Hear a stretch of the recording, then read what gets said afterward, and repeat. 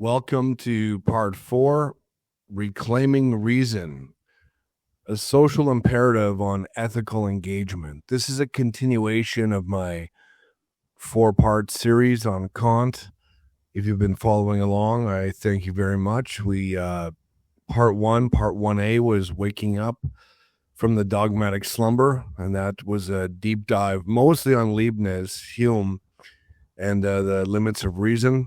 Part 1B was the architecture of the mind, cognition categories, and the limits of reason. Part 1C, reason and the biology of duty, Kant's ethics, freedom, and the dawn of physiosophia. So the first part 1, was literally all about Kantian concepts, bringing you up to date, what they mean, so that you can relate to them when you read Kant. And also introducing the fact that there was findings, parallel findings in neuroscience that they didn't find it because of Kantian concepts, but when they found the way the brain organizes reality, it just happened so that these sounded very similar to the way that Kant felt that we organized reason. We had part 2A, the death and resurrection of philosophy. Part 2B, the death and resurrection of philosophy. 3A, the apodictic imago Dei. And this was the prologue. Part 1 is all the prologue. It's almost an hour long. Ground of moral reason. Okay, the ground of moral reason. And part 3B was the apodictic imago Dei, and that was the culmination of all these parts together to say that I truly believe that Kant was trying to show us that we are indeed made in the image of God, and his critiques about making room for faith because we are finite beings. We can only know so much about the world. In continuing, what I'm going to do now is we're going to go inside of the polemics that were against Kant throughout history. And I'm going to clarify these. I'm going to disassemble them. I'm going to explain them to you. The absolute misprision, as Howard Bloom would say, the misprision, the swerve that certain thinkers took, starting with Schelling and Fichte and Hegel, all Nietzsche, Heyman, all of these guys, all the way up to Heidegger, where Heidegger, in my own thoughts, and I'll talk more about this throughout my lecture series, this will come up a lot. In my Heidegger series, I mentioned this already, but I really think Heidegger's philosophy, I think it's kind of a Frankenstein, to be honest. It's a Frankenstein of like Aristotle, Kant, Hegel, mainly. With the absolute self-doubt in anything more than himself, through the guidance of Nietzsche. But yeah, Heidegger is definitely a Frankenstein project, but of course, and Husserl too. Never let me forget that, because Husserl was trying to perform the corrective on Kantian philosophy in phenomenology. But I do believe that Heidegger was so influenced by Kantian concepts that finding that loophole, or what he thought to be a loophole, where he could, claim that Kant retreated, Kant found the abyss, like he really found the actual abyss of human imagination, and that's all we are, kind of thing. And it set the groundwork. It set the groundwork for the basis of the things that he thought. Why we live our lives in anxiety, why the meaning in our life is countered against our death, the groundlessness of life, to find meaning in art and poetry. And I mean, it's astonishing. It is. And so I'm going to go through today. We're going to start here on reclaiming reason.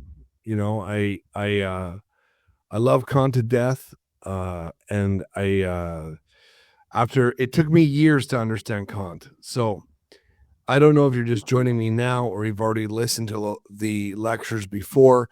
If you haven't listened to the lectures before, well, you can always take the YouTube link and throw it into Gemini and ask for a quick summarization. You can take my playlist, ask one of these AIs if I even know what I'm talking about. But if you're here, along the ride, I sincerely thank you. This is a great pleasure for me to talk about the great minds of history and what I believe one of the greatest minds in history, Immanuel Kant. So continuing from part 3, we ended on pillar 7. And so now we're starting with pillar 8, the twofold misprision, abandoning the structured manifold. I want you to try to imagine standing at the edge of a vast, meticulously charted territory, a terrain not of physical geography, but of human consciousness and experience. Immanuel Kant, with his monumental critique of pure reason, had just handed humanity the comprehensive chart of this territory. This was his Copernican revolution, the realization that objects must, in an essential respect, conform to the necessary structures of our cognition, rather than our minds passively mirroring an independent reality. The world we can meaningfully know and share is not a chaotic flux awaiting external salvation, but a structured manifold, a coherent, lawful domain jointly constituted by sensory data and the mind's own a priori contribution. This contribution is the non-empirical scaffolding that makes experience possible at all. Number 1, the pure forms of intuition. Space and time are not infinite containers existing independently, but universal subjective conditions through which alone any object can appear to us. They provide the framework for coexistence and succession. Number 2, the categories of the understanding. 12 pure concepts. So the 4 headings are causality, substance, unity, plurality, and others. These others underneath serve as the necessary rules for synthesizing the spatio-temporal manifold into objective judgments. Without causality, we would see mere sequence, not necessary connection. Number 3, the transcendental unity of apperception. The active, enduring I think that accompanies all representations, ensuring synthetic unity. This is the highest principle, the center that binds the manifold into a single coherent consciousness capable of self-awareness and rational agency. Now, if you don't agree with that, stay firm. Let's continue. Kant's edifice was complete and self-sufficient. Theoretical reason secures mathematics and science with phenomenal bounds, safeguarded by the unknowable noumenal limit, a mere negative concept preventing dogmatic overreach. Practical reason, unconditioned by phenomenal causality, legislates universally through the moral law, postulating freedom, immortality, and God as necessary for the highest good, postulating, like having faith in. We don't know it, but we have faith in it. Here, human dignity achieves apodeictic certainty. We are autonomous ends in ourselves. We are not mere links in a causal chain. The critical philosophy thus provides the only stable foundation for shared knowledge, moral community, and human worth. Yet the heirs who followed Kant refused this gift as final. They treated the critique not as a finished revolution, but as raw material, an incomplete scaffold to be dismantled and rebuilt into something grander, more absolute, more speculative. This was no mere extension. It was a profound rebellion against the very boundaries that Kant had drawn. The refusal took two interrelated forms, together constituting the twofold misprision of the Kantian legacy. Number one, instrumentalization. Kant's revolutionary tools, transcendental idealism, the active role of the understanding, the unity of apperception, were extracted and repurposed as means to construct systems promising total comprehension of reality itself. Number two, failure of depth. These thinkers misrecognized the profundity of Kant's achievement. His structured manifold was not provisional. It was the necessary final form of human experience. By treating his limits as flaws rather than safeguards, they overlooked the deepest insight. Reason's greatest dignity lies in acknowledging its finitude. The trajectory began with the German idealist Karl Leonhard Reinhold, who sought to systematize Kant. But Johann Gottlieb Fichte ignited the decisive break. In his Wissenschaftler, Fichte praised Kant's location of experience in subjective activity, yet condemned his caution as incomplete. The formal I think became an absolute self-positing ego, an infinite striving that generates both itself and the not I through intellectual intuition. Sensibility and understanding, carefully separated by Kant, were now fused. The structured manifold became the sheer product of practical positing, unconstrained by any knowable in itself. Friedrich Wilhelm Joseph Schelling amplified this vision, infusing Fichte's intuition with a philosophy of nature. The absolute was the identity of subject and object, expressed alike in mind and natural productivity.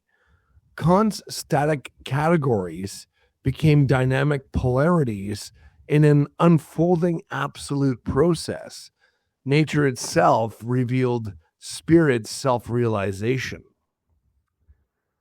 George Wilhelm Friedrich Hegel completed that arc, and Kant's phenomenal noumenal distinction, intended as permanent safeguard, it was dialectically sublated. The thing in itself, a limiting concept, became a necessary moment in absolute spirit's historical self-unfolding.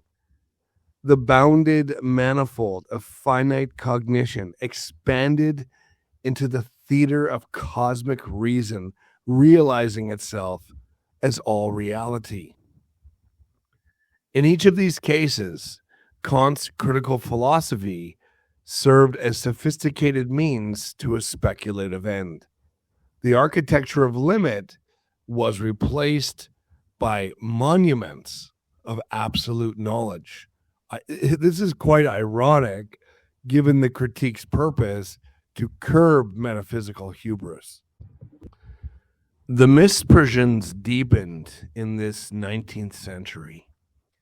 Arthur Schopenhauer proclaimed himself Kant's true heir, accepting the phenomenal noumenal distinction, yet identifying the noumena, not with moral freedom, but with a blind, irrational will, the ceaseless, purposeless striving at the root of all existence and suffering.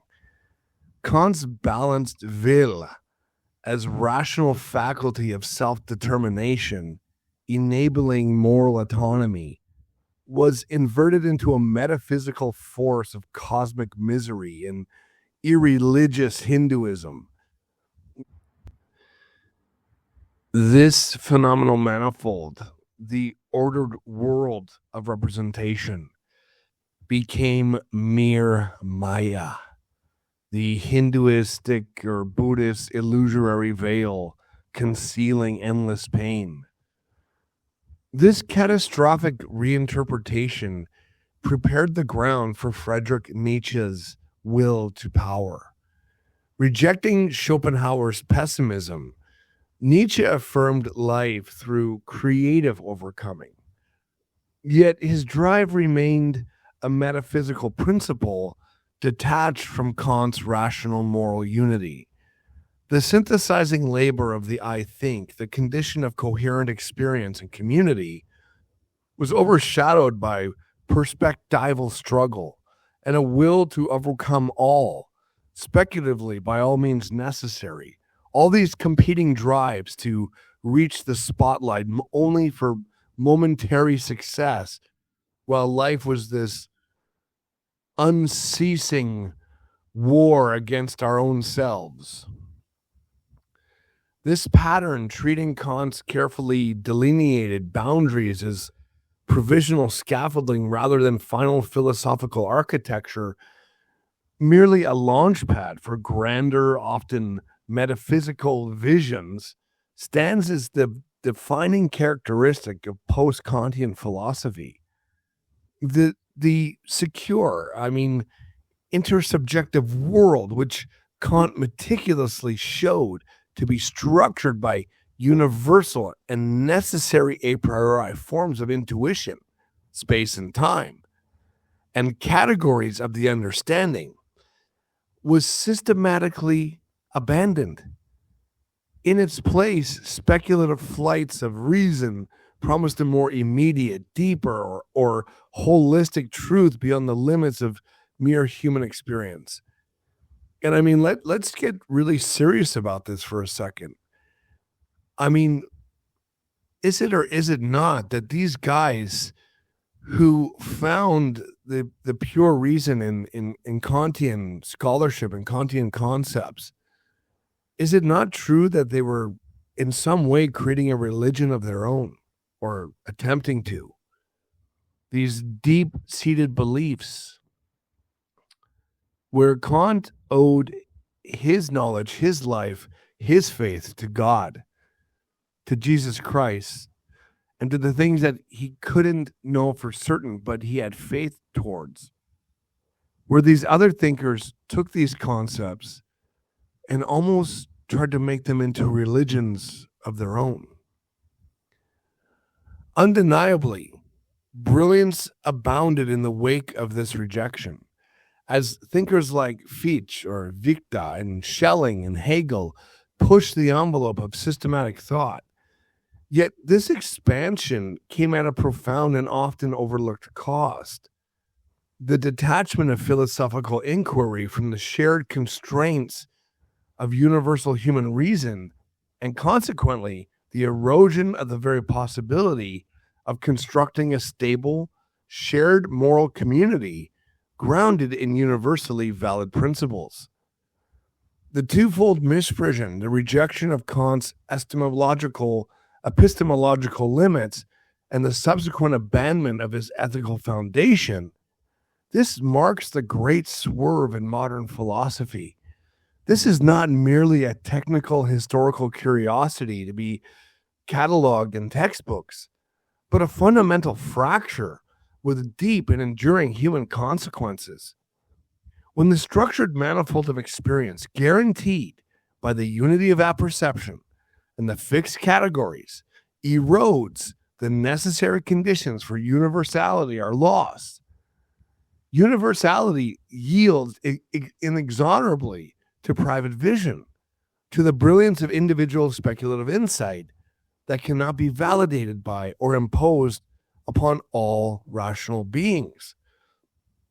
The shared moral law which Kant articulated as the categorical imperative binding all rational wills equally is then supplanted by the fluid dynamics of dialectic, the subjective pathos of striving, or the arbitrary declarations of will, the very foundation Kant laid for cooperative human dignity, rooted in treating every rational being as an end in itself within a Reich der Schwick, kingdom of ends, begins structurally and practically to crumble, leaving the social and ethical spheres vulnerable to fragmentation and antagonism. Where does postmodernism come from? Where do you think? In the pillars ahead, we trace how this swerve deepened through romantic, pessimistic, existential, and modern variations. Postmodern variations, culminating in groundless anxiety and fragmented worlds. Now, only by grasping the cost of this abandonment can we reclaim Kant's manifold as the living basis of ethical engagement in a shared reality. Pillar 9. German Idealism as metaphysical science fiction. The idealists didn't just read Kant, they staged a coup. They took the keys to the kingdom, his revolutionary cognitive tools, and used them to build a metaphysical Tower of Babel that Kant himself had warned was impossible to inhabit. The first and most spectacular flowering of the twofold misprision appeared in German idealism. What began as admiration for Kant's transcendental turn, his insistence that the mind actively structures experience, quickly became a refusal to accept the critical limits he imposed. Fichte, Schelling, and Hegel did not merely extend Kant, they transformed his careful architecture into the launching pad for vast speculative systems. In place of the bounded intersubjective manifold of finite human reason, they erected absolute idealism, metaphysical narratives that promised complete comprehension of reality itself. To borrow a modern metaphor, they turned Kant's rigorous epistemology into metaphysical science fiction, grand, imaginative worlds built upon his foundational insights, yet unbounded by his caution. This rebellion was not mere hubris. It arose from a perceived wound at the heart of Kant's system, the scandal of the thing in itself. For the idealists, the Ding an sich was a philosophical ghost. The thing in itself was an unknowable cause of our sensations that seemed to violate the critical, it violated the critical restriction of causality to the phenomenal realm. If causality applies only within the structured manifold, how can a noumenal thing affect our sensibility to produce the sensory given?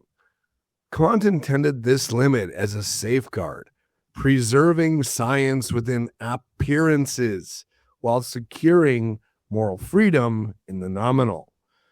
But his successors experienced it as an intolerable inconsistency, a dualistic remnant demanding resolution. I suppose they felt compelled to heal the system, even if it meant sacrificing the very finitude Kant celebrated as the source of human dignity. Yet, in the decades that followed, a procession of successors, Hamann, Herder, Fichte, Schelling, Hegel, Schopenhauer, Nietzsche, Heidegger, they all approached this edifice not as faithful heirs, but as restless dramatists drawn irresistibly to the veiled noumenon, where Kant erected a sentinel of restraint. They sought a stage for revelation, where he warned against speculative trespass. They smuggled prior commitments, divine mystery, organic vitality, absolute subjectivity, historical spirit. What else is there? Blind striving, power's affirmation, ontological withdrawal, all across the boundary that Kant had so meticulously drawn. Johann Georg Hamann, the magus of the North and Kant's most incisive early critic, recoiled from the purported autonomy of pure reason, viewing it as an arid abstraction severed from the living pulse of language and tradition. In his metacritique on the purism of reason, 1784, Hamann declares, quote, "Reason is language, logos. On this marrow-bone I gnaw, and shall gnaw myself to death upon it," end quote. For Hamann, Kant's noumenal limit concealed not mere human finitude, but the inscrutable divine mystery accessible only through faith, poetic revelation, and the humble condescension of God in history.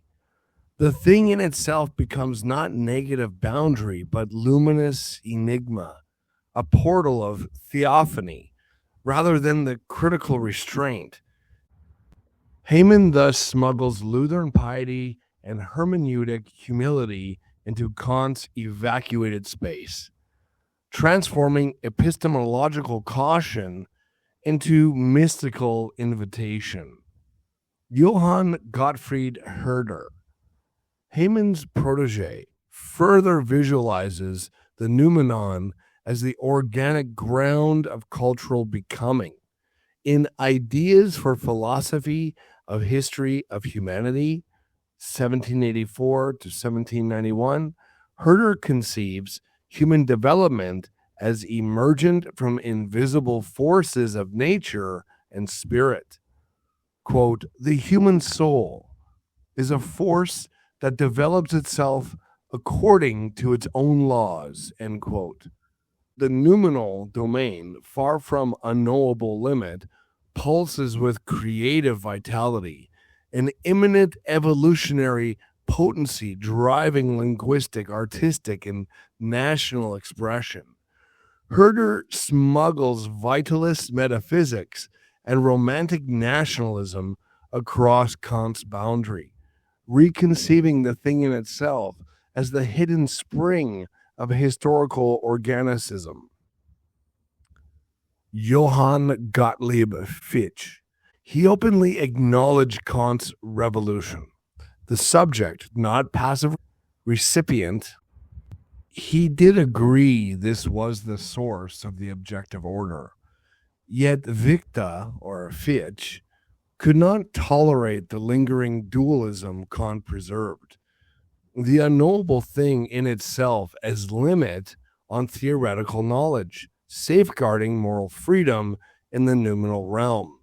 In the Wissenschaftler, the 1794 onward, and I'm sorry for my German, but that's as good as it's going to get, Fichte, or Fichte, declared this limit intolerable. The I that Kant described as the formal logic unity of apperception, the I think accompanying all representations, this became an absolute self-positing ego. This Fichtean ego is no finite consciousness bound by sensibility. It is the infinite, okay? Infinite activity, pure striving, streben, positing itself, and in the same act, generating the not I, the objective world. He believed this was a necessary opposition for its own realization. In this subjective inward turn, Fichte did not merely expand the I, he colonized the outside, turning the entire universe into a mirror of the ego's practical activity. Intellectual intuition, direct, non-sensory grasp of this self-positing, replaces Kant's careful separation of receptivity and spontaneity. The structured manifold, once jointly constituted by sensory given and a priori forms, becomes the sheer product of the ego's practical activity. Theoretical limits dissolve. The world is no longer constrained by an external in itself, but emerges as the field for moral realization. Yet now the practical striving itself is elevated to metaphysical principle, swallowing Kant's autonomous ethics into speculative self-positing. Fichte's failure of depth is not that he mistakes Kant's limiting concept, the noumenon, for a flaw, an inconsistent dualism.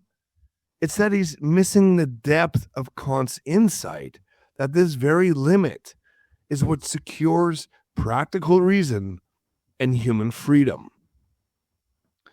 Friedrich Wilhelm Joseph Schelling.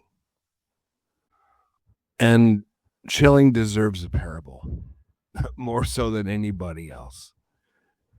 Imagine we are walking together through a dense, ancient forest at twilight. We stop before a massive, gnarled oak tree. We follow the strict architecture of Immanuel Kant. We must concede that we can only ever know the appearance of this tree, the phenomenal data of bark and leaf, the process by the innate categories of our minds. The tree in itself remains forever locked in a dark, inaccessible nominal vault. There's nothing for us that exists besides the categories that we impose on it. We are left as brilliant but alienated specters, severed from the ultimate reality of the world that sustains us. But what if the tree is not a dead object? What if the forest is, in a sense, dreaming? What if the same invisible, striving force that pushes the sap from the trunk is the exact same force that fires the synapses in our brains to wonder about it? This is the profound inquiry that Friedrich Wilhelm Joseph Schelling invites us to pursue. Standing at the intellectual crossroads of German idealism and romanticism, Schelling refuses to leave human consciousness stranded in a sterile map of cognition.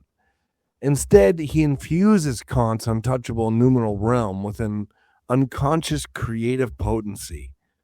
In his system of Transcendental Idealism, published at the dawn of a new century in 1800, Schelling observes that nature is unconscious productivity. Crucially, he tells us that it is the very same productivity which, in its highest potency, becomes intelligence. To understand why this matters, we must realize what Schelling is dismantling. He takes the thing in itself, which Kant left as a static, unknowable void, and reimagines it as an eruption. Reality becomes nature's blind, relentless striving towards self-consciousness. It is a vision echoing Spinoza's pantheism, where God and nature are an interconnected unity. Yet it is fiercely animated by romantic intuition. Nature is not a dead Newtonian mechanism, nor is it merely a passive obstacle placed in the world for the human ego to overcome. Rather, it is the unconscious productivity of the same universal spirit that ultimately wakes up, opens its eyes, and achieves self awareness within human consciousness. By making this move, Schelling smuggles aesthetic mythology and organic polarity across Kant's heavily guarded epistemological boundary. He takes Kant's absolute limit and reconceives it not as an impassable wall, but as the fertile, dark ground from which all phenomenal light emerges. As we explored in Part 3, the apodeictic imago Dei, Kant's negative philosophy rigorously mapped the formal logic of what could be thought, but it could not grant us access to the actual living reality of existence. Schelling bridges this unbridgeable gulf through an aesthetic escape. Rather than relying solely on the sterile mechanics of logic, Schelling uses art and intellectual intuition to cross the abyss. He shifts the entire trajectory of philosophy away from universal deductive argument and anchors it in privileged intuition. In this framework, genius and artistic creation are elevated to the highest possible revelation of the absolute. Art is crowned as the supreme organon, the ultimate instrument of philosophy. Why is this shift so vital to our understanding of the human condition? Because it heals the fracture of modern alienation. When reason reaches its limit, when universal arguments crash against the shores of the unknowable, art steps forward. The artistic genius sensibly and tangibly presents the profound truth that reason can only grasp in cold abstraction. We are not biological accidents observing a mechanical universe. We are the universe waking up to itself, and our art is the mirror in which the cosmos finally sees its own magnificent face. Essentially, what Schelling does is both brilliant and fundamentally rebellious, but it remains a rebellion staged on Kantian soil. Schelling attempts to take Kant's subjective free play and force it to bear ontological weight. He takes the aesthetic window Kant built and tries to argue that looking through it doesn't just make us feel purposeful, it actually reveals the absolute. Schelling is trying to break the boundary by weaponizing Kant's own aesthetic, his own aesthetic theory against Kant's epistemological limits. Yet, as we dig deeper into the advanced literature of the canon, we see that Schelling never truly abandons the Kantian structure. He simply reframes our relationship to it. Schelling distinguished between negative philosophy, the formal, and the Kantian map of what can be thought, and positive philosophy, which deals with the raw, irreducible actuality of existence. Schelling's positive philosophy does not negate Kant's negative philosophy, nor does it annihilate human autonomy. Schelling is not destroying the fortress. Instead, he simply shows that the formal law of reason, that the negative philosophy, is actually the phenomenal expression of a deeper living ground. The two philosophies do not conflict. They are complementary moments of a single rational faith. Why does this nuance matter so profoundly for us today? Well, it matters because it protects us from romantic delusion. We cannot simply discard the rigorous limits of human reason just because we yearn for mystical correction or connection. We cannot step outside of the phenomenal manifold to observe the nominal hand that guides it. The boundary will always remain absolute in logic. Schelling's aesthetic intuition is not a magical teleportation device that removes us from the human condition. Rather, it is a profound shift in perspective.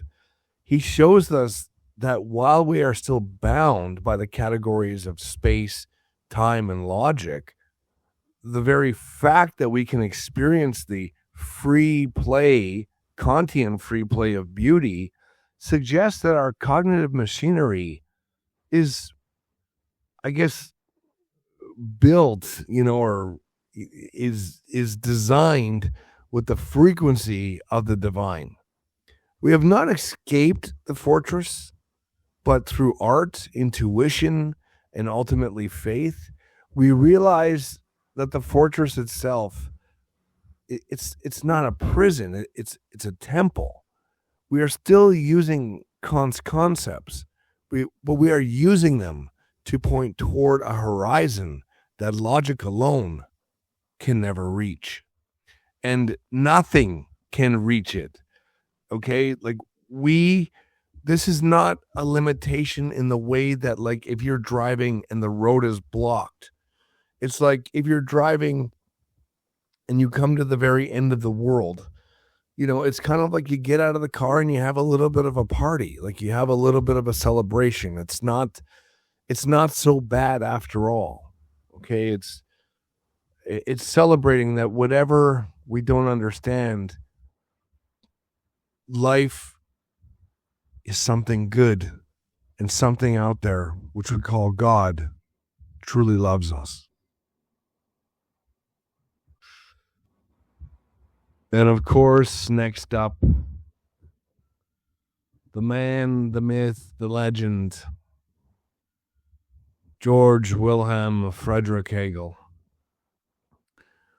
the consummator of German idealism's speculative ascent, approached Kant with a complex admixture of reverence and radical critique.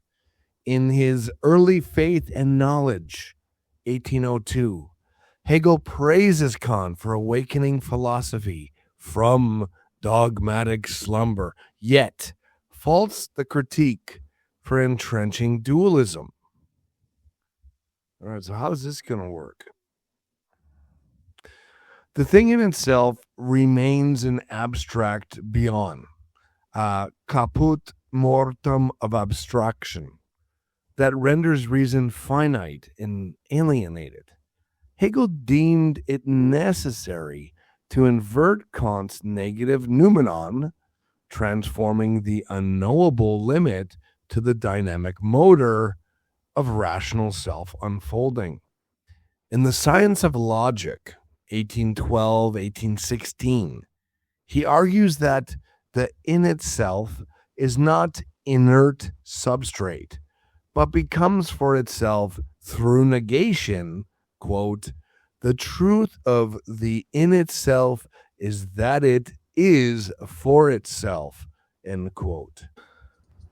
In this historical absorption, Hegel recontextualized rather than liquidated the bounded individual subject. Where Kant upheld the finite person as an end in itself through abstract moral duty, Hegel argued that true individual freedom is only realized within the broader unfolding of objective ethical life and history. Even as the cunning of reason harnesses individuals' private passions for universal ends, Hegel's engine is the dialectic, driven by determinate negation, an abstract concept of or shape of consciousness reveals its internal contradictions and negates itself, a conflict that is ultimately sublated, that's the aufgehoben, simultaneously canceled, preserved, and elevated into a richer, more concrete whole. Don't ever confuse that with the, thesis, antithesis, synthesis. That was not Hegelian. And actually, Hegel looked very down on that. He thought it was much too simplified. So Kant's antinomies, reason's inevitable conflicts when overextended, they become productive necessities driving spirit's advance. The bounded manifold expands into cosmic narrative, absolute knowledge where subject and substance, freedom and necessity coincide. For Hegel, the highest expression of morality is no longer the individual's conscience, but the individual's alignment with the state as the collective manifestation of spirit. The moment we abandon the individual manifold, we risk surrendering our ethical agency to a grand narrative of history of the state. The speculation inherent in this inversion invites a contest. Right Hegelians defended it as reconciliation with Christian revelation and the Prussian state. Left Hegelians, young radicals such as Ludwig Feuerbach and Bruno Bauer and Karl Marx, reversed the defense. Hegel's dialectic, demythologizes religion into anthropology or material history, critiquing Kant's nominal restraint as bourgeois abstraction while radicalizing Hegel's negation into revolutionary praxis. Alexandre Kolyev's seminal Paris lectures reframed Hegel's overcoming of Kantian finitude anthropologically. The master-slave dialect becomes the primordial struggle for recognition. Terry Pinkard, in Hegel's dialect, The Explanation of Possibility in 1988, offers a nuanced contemporary defense, interpreting Hegel's project as non-metaphysical explanation of normative possibility through social practices. Pinkard acknowledges Kant's noumenon as deliberate negation of independent thingness, an empty thought entity to curb dogmatic realism, yet argues Hegel reconceives negation not as skeptical void, but as historical cultural necessity. Robert B. Pippin complements Pinkard's reconstruction, arguing in Hegel's Idealism 1989 that the phenomenology and logic remain deeply Kantian in their anti-foundationalism and normative focus. Slavoj Žižek, mobilizing the Lacanian registers of symbolic, imaginary, and real, rereads Hegel as the thinker who truly overcomes Kantian finitude, not by denying it, but by sublating it. Zizek's Hegel internalizes the antonymic structure as the positive truth of ontology itself. The critical gap is no longer an external epistemological prohibition, but an immanent antagonism constitutive of reality.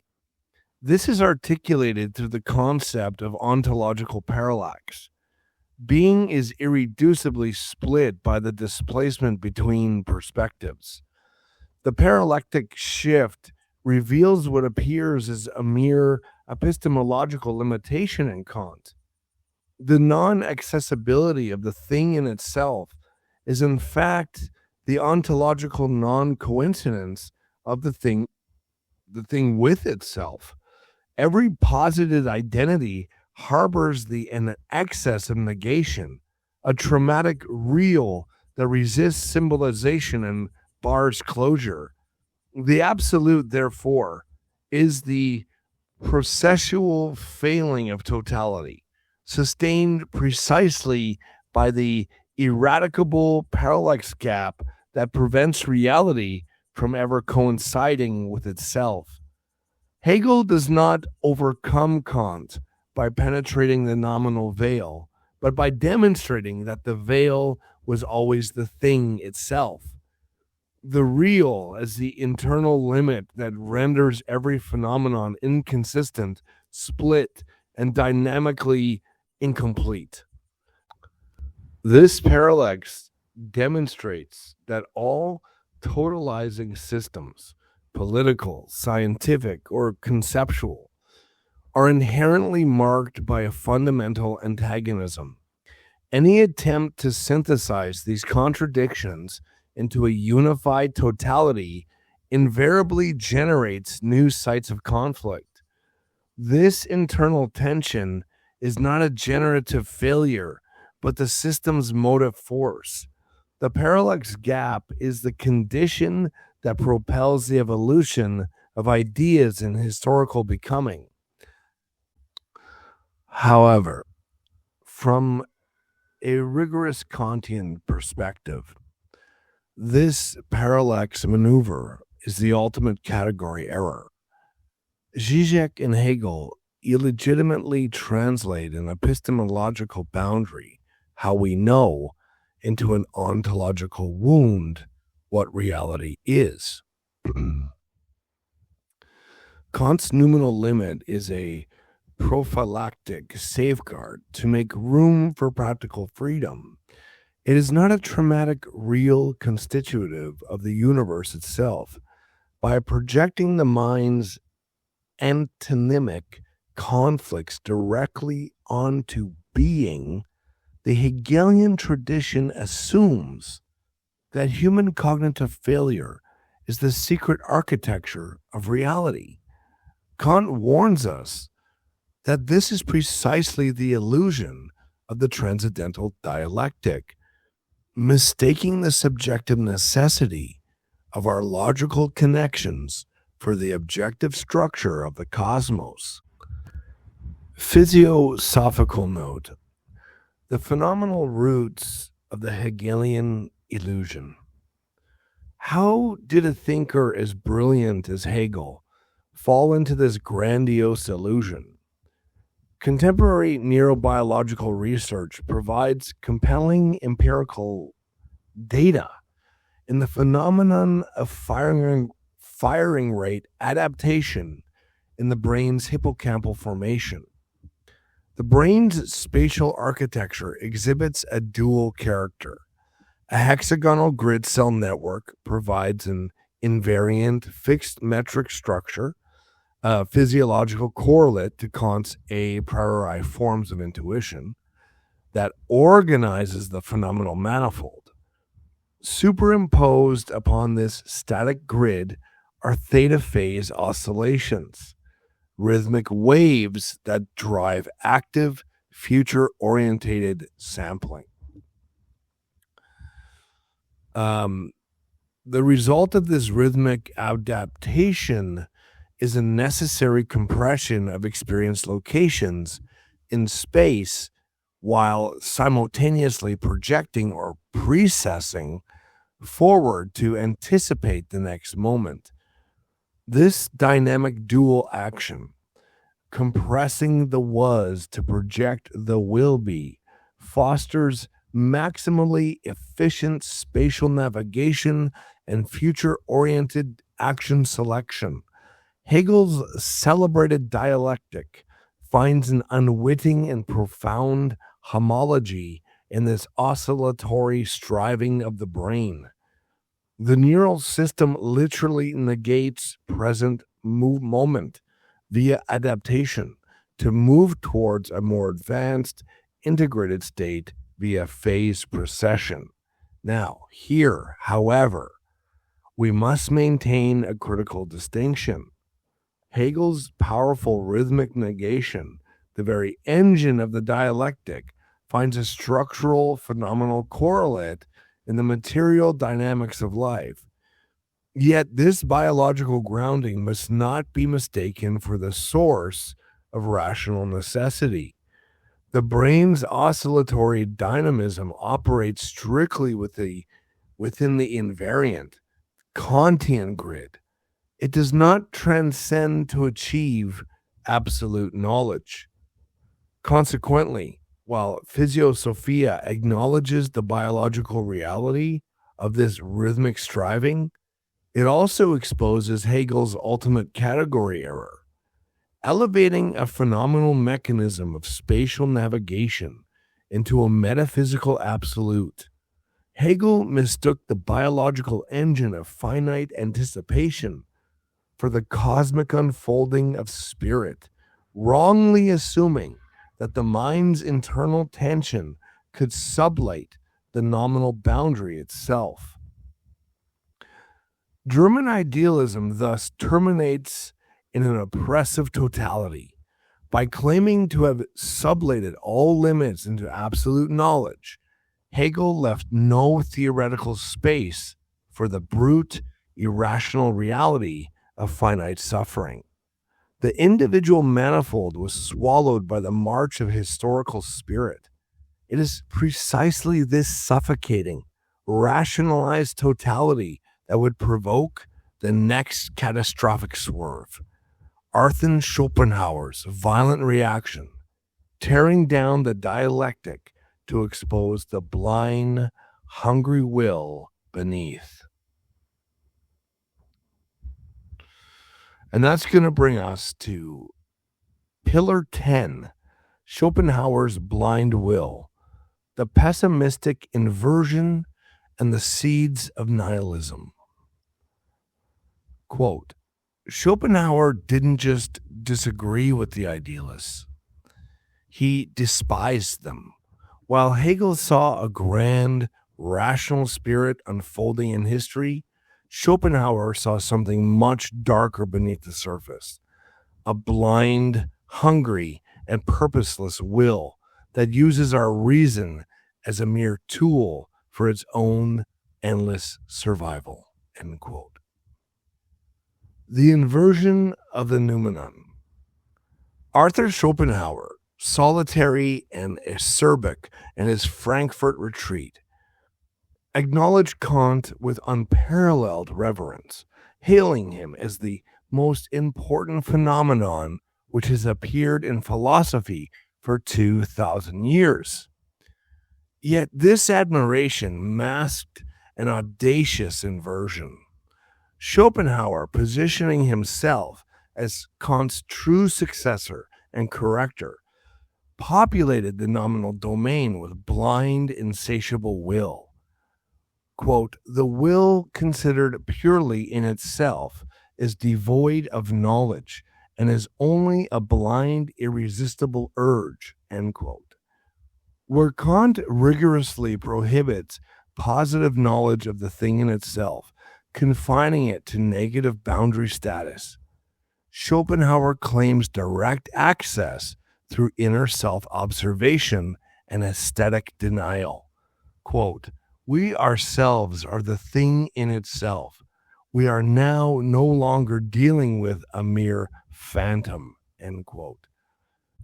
This reveals the will as metaphysical essence, an irreligious transposition of Hindu Brahman Atman and Buddhist Tanha craving into European philosophy, manifesting as endless striving and dukkha, suffering. The fourfold root, a purified framework.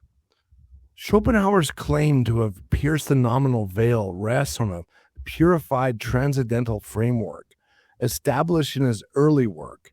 His doctoral dissertation on the fourfold root of the principle of sufficient reason, 1813, serves as the indispensable propedeutic to his mature system. He argues that the entirety of Kant's grounds of cognition can be reduced to variations of a single unifying principle, the principle of sufficient reason, principium rationis sufficientis. This principle manifests in four distinct roots. Number one, the root of becoming governs material objects. Every change in space and time demands a cause. Number two, the root of knowing applies to abstract concepts. Every logical truth requires a ground or premise. Number three, the root of being pertains to pure intuition. Position in space or succession in time admits of a geometrical or arithmetical ground. Number four, the root of willing concerns acts of the subject. Motivation provides the reason for volition, revealing the subject's immediate self-awareness. Crucially, this principle reigns exclusively over the realm of representation, Vorstellung, While the thing in itself lies beyond all grounding, Schopenhauer thus corrects Kant's alleged inconsistency. The categories are manifestations of this single principle. Having secured the phenomenal realm, Schopenhauer turns to the single exception that provides a window into the noumenal, our own embodied existence as will. Liberation from the tyranny of will. Recognizing the relentless and frustrating nature of the will to live, Schopenhauer proposes distinct avenues for liberation. Aesthetic contemplation.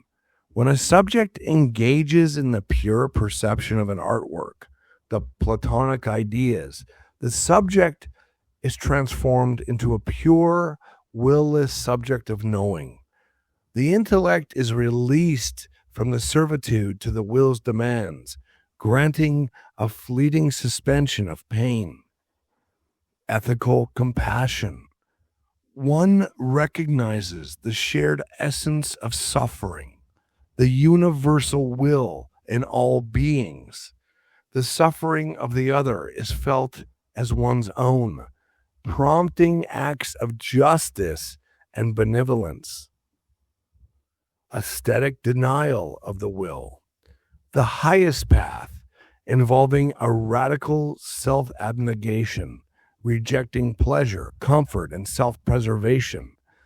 This culminates in a transition into a state of nothingness, or nirvana, a state of ultimate peace beyond the world of striving. The contempt for Hegel. Schopenhauer's contempt for Hegel burned with particular intensity. He denounced Hegel as a, quote, flat-headed, insipid, nauseating, illiterate charlatan, end quote, who peddled, quote, windbag jargon, end quote. Now, while personal rivalry exacerbated the feud, the core concern was Kantian fidelity.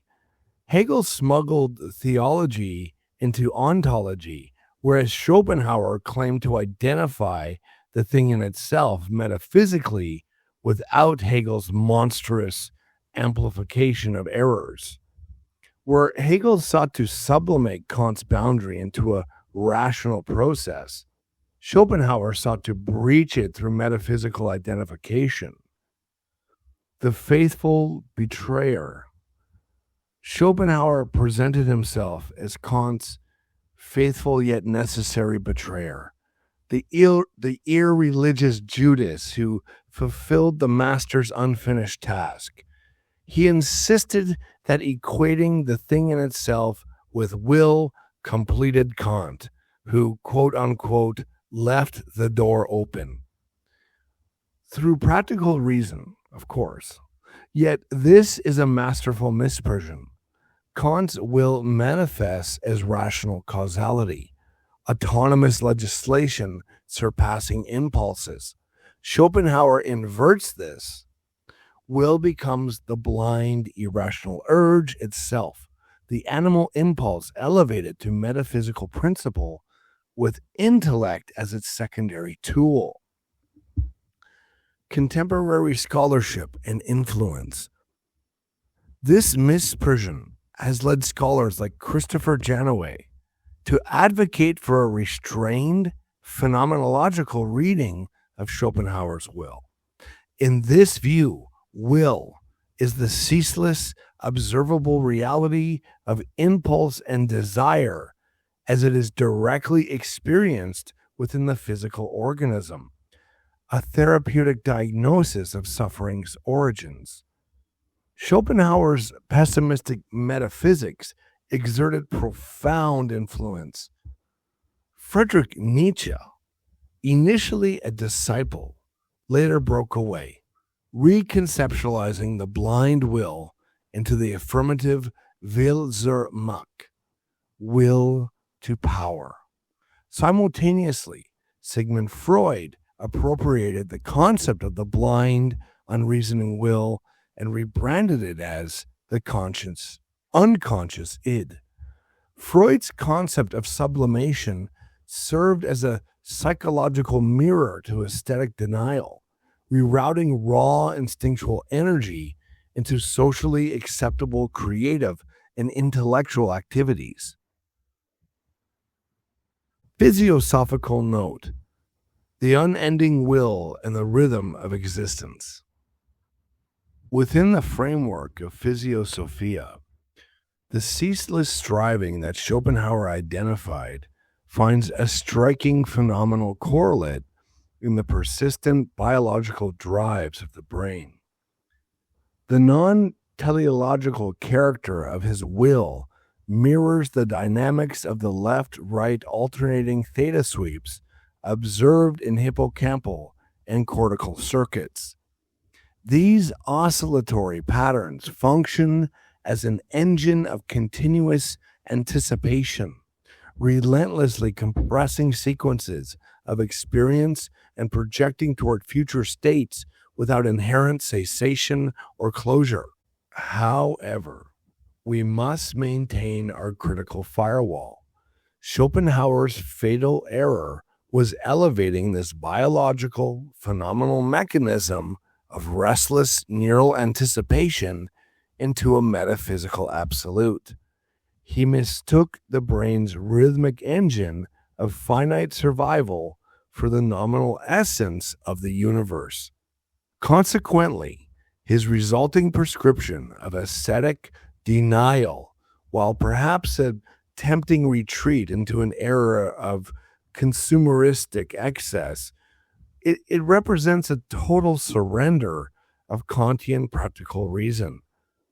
By counseling resignation and non-striving, Schopenhauer abandons the active moral synthesis required to build the kingdom of ends, replacing the autonomous duty to shape a just, shared world with a nihilistic retreat into nothingness.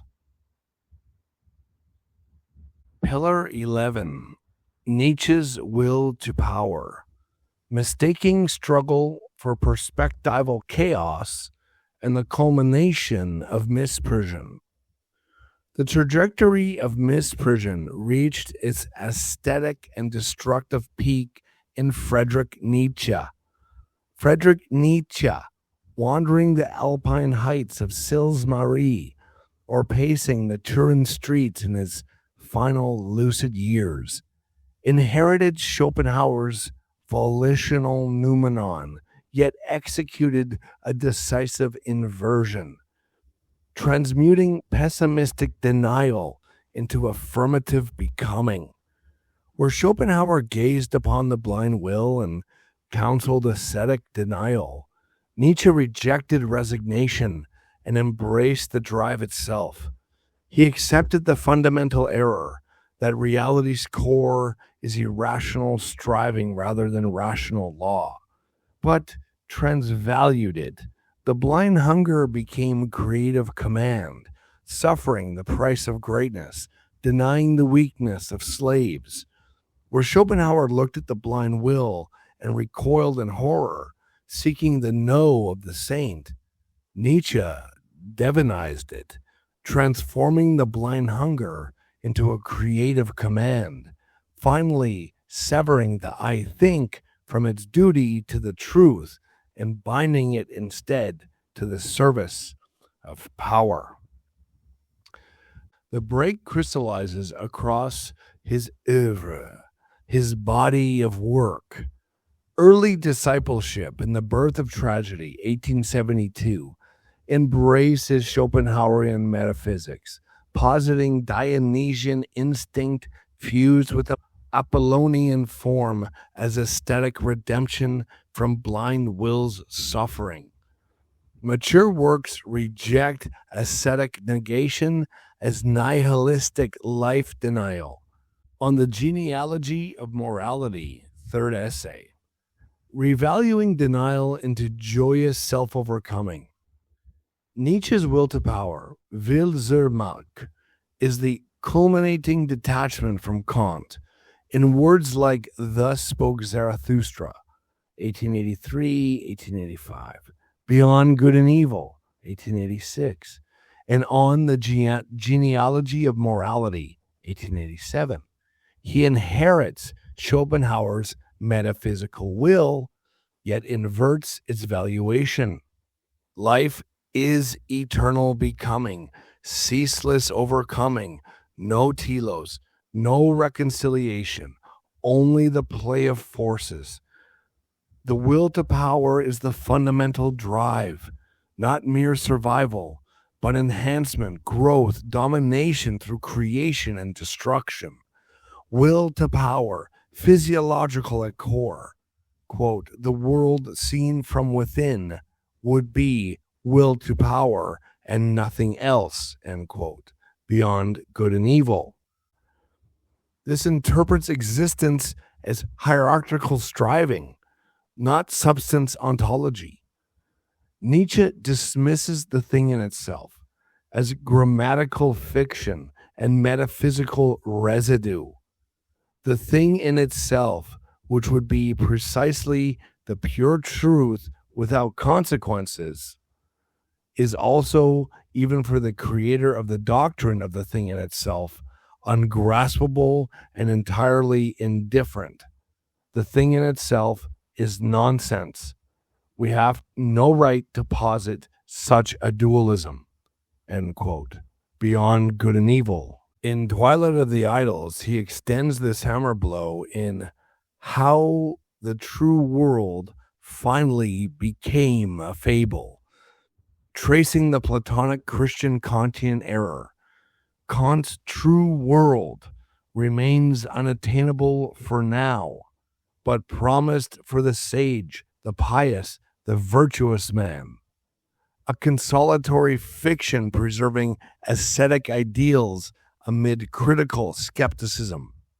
The gay science sharpens the critique. Kant's question: how are synthetic judgments a priori possible? And it receives here a circular answer: by means of a means faculty. A joke that dismayed yet deceived everybody, masking theological prejudice in transcendental garb. Yet Nietzsche's negativity toward Kant harbors ambivalence. He admires the critical rigor and as destructive honesty, dismantling dogmatic metaphysics. In The Antichrist, Kant was a great philosopher in spite of himself. Even as he condemns residual dualism and moral secularization, from this Nietzschean vantage point, high above the clouds of rationalist philosophy, there is no return to the comforting symmetry of Kantian unity. The transcendental, I think, that formidable active synthesizer responsible for binding the chaotic manifold of sensory input into a coherent, shareable, and enduring experience.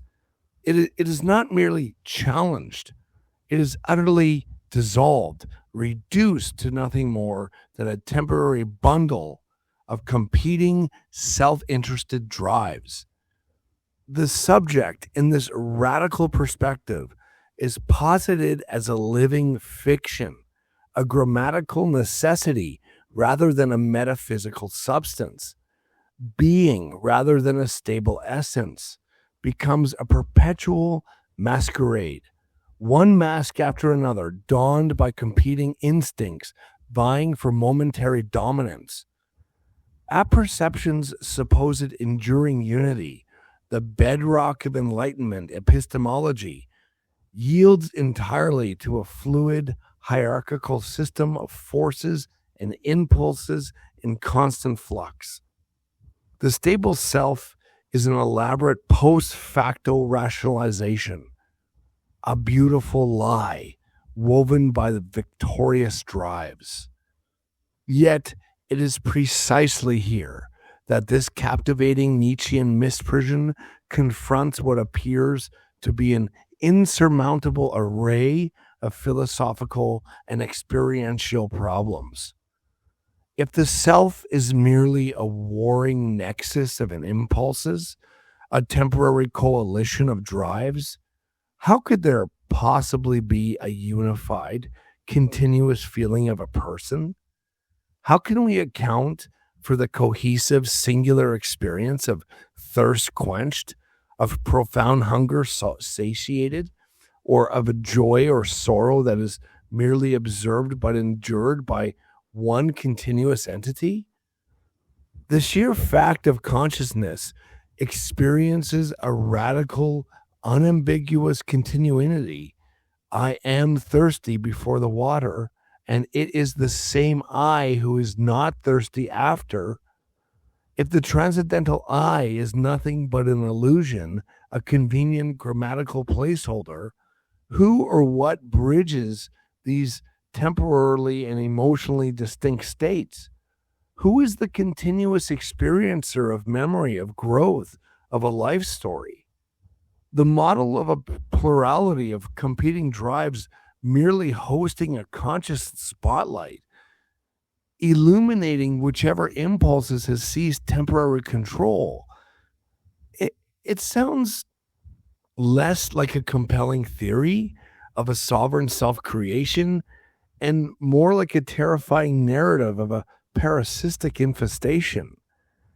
It depicts not an agent, but a battleground, multiple alien beings warring within one skin, perpetually devouring coherence and continuity from within. This depiction strikes one as a gross misconception on Nietzsche's behalf, a willful, perhaps even artistic desire to create a sort of science fiction of consciousness, a metaphysical nexus, a vortex of warring impulses designed to fascinate and lose the reader in its complexity. The fundamental error lies in the atomization of the inner life. Feelings and impulses, however abundant or varied, are not separate.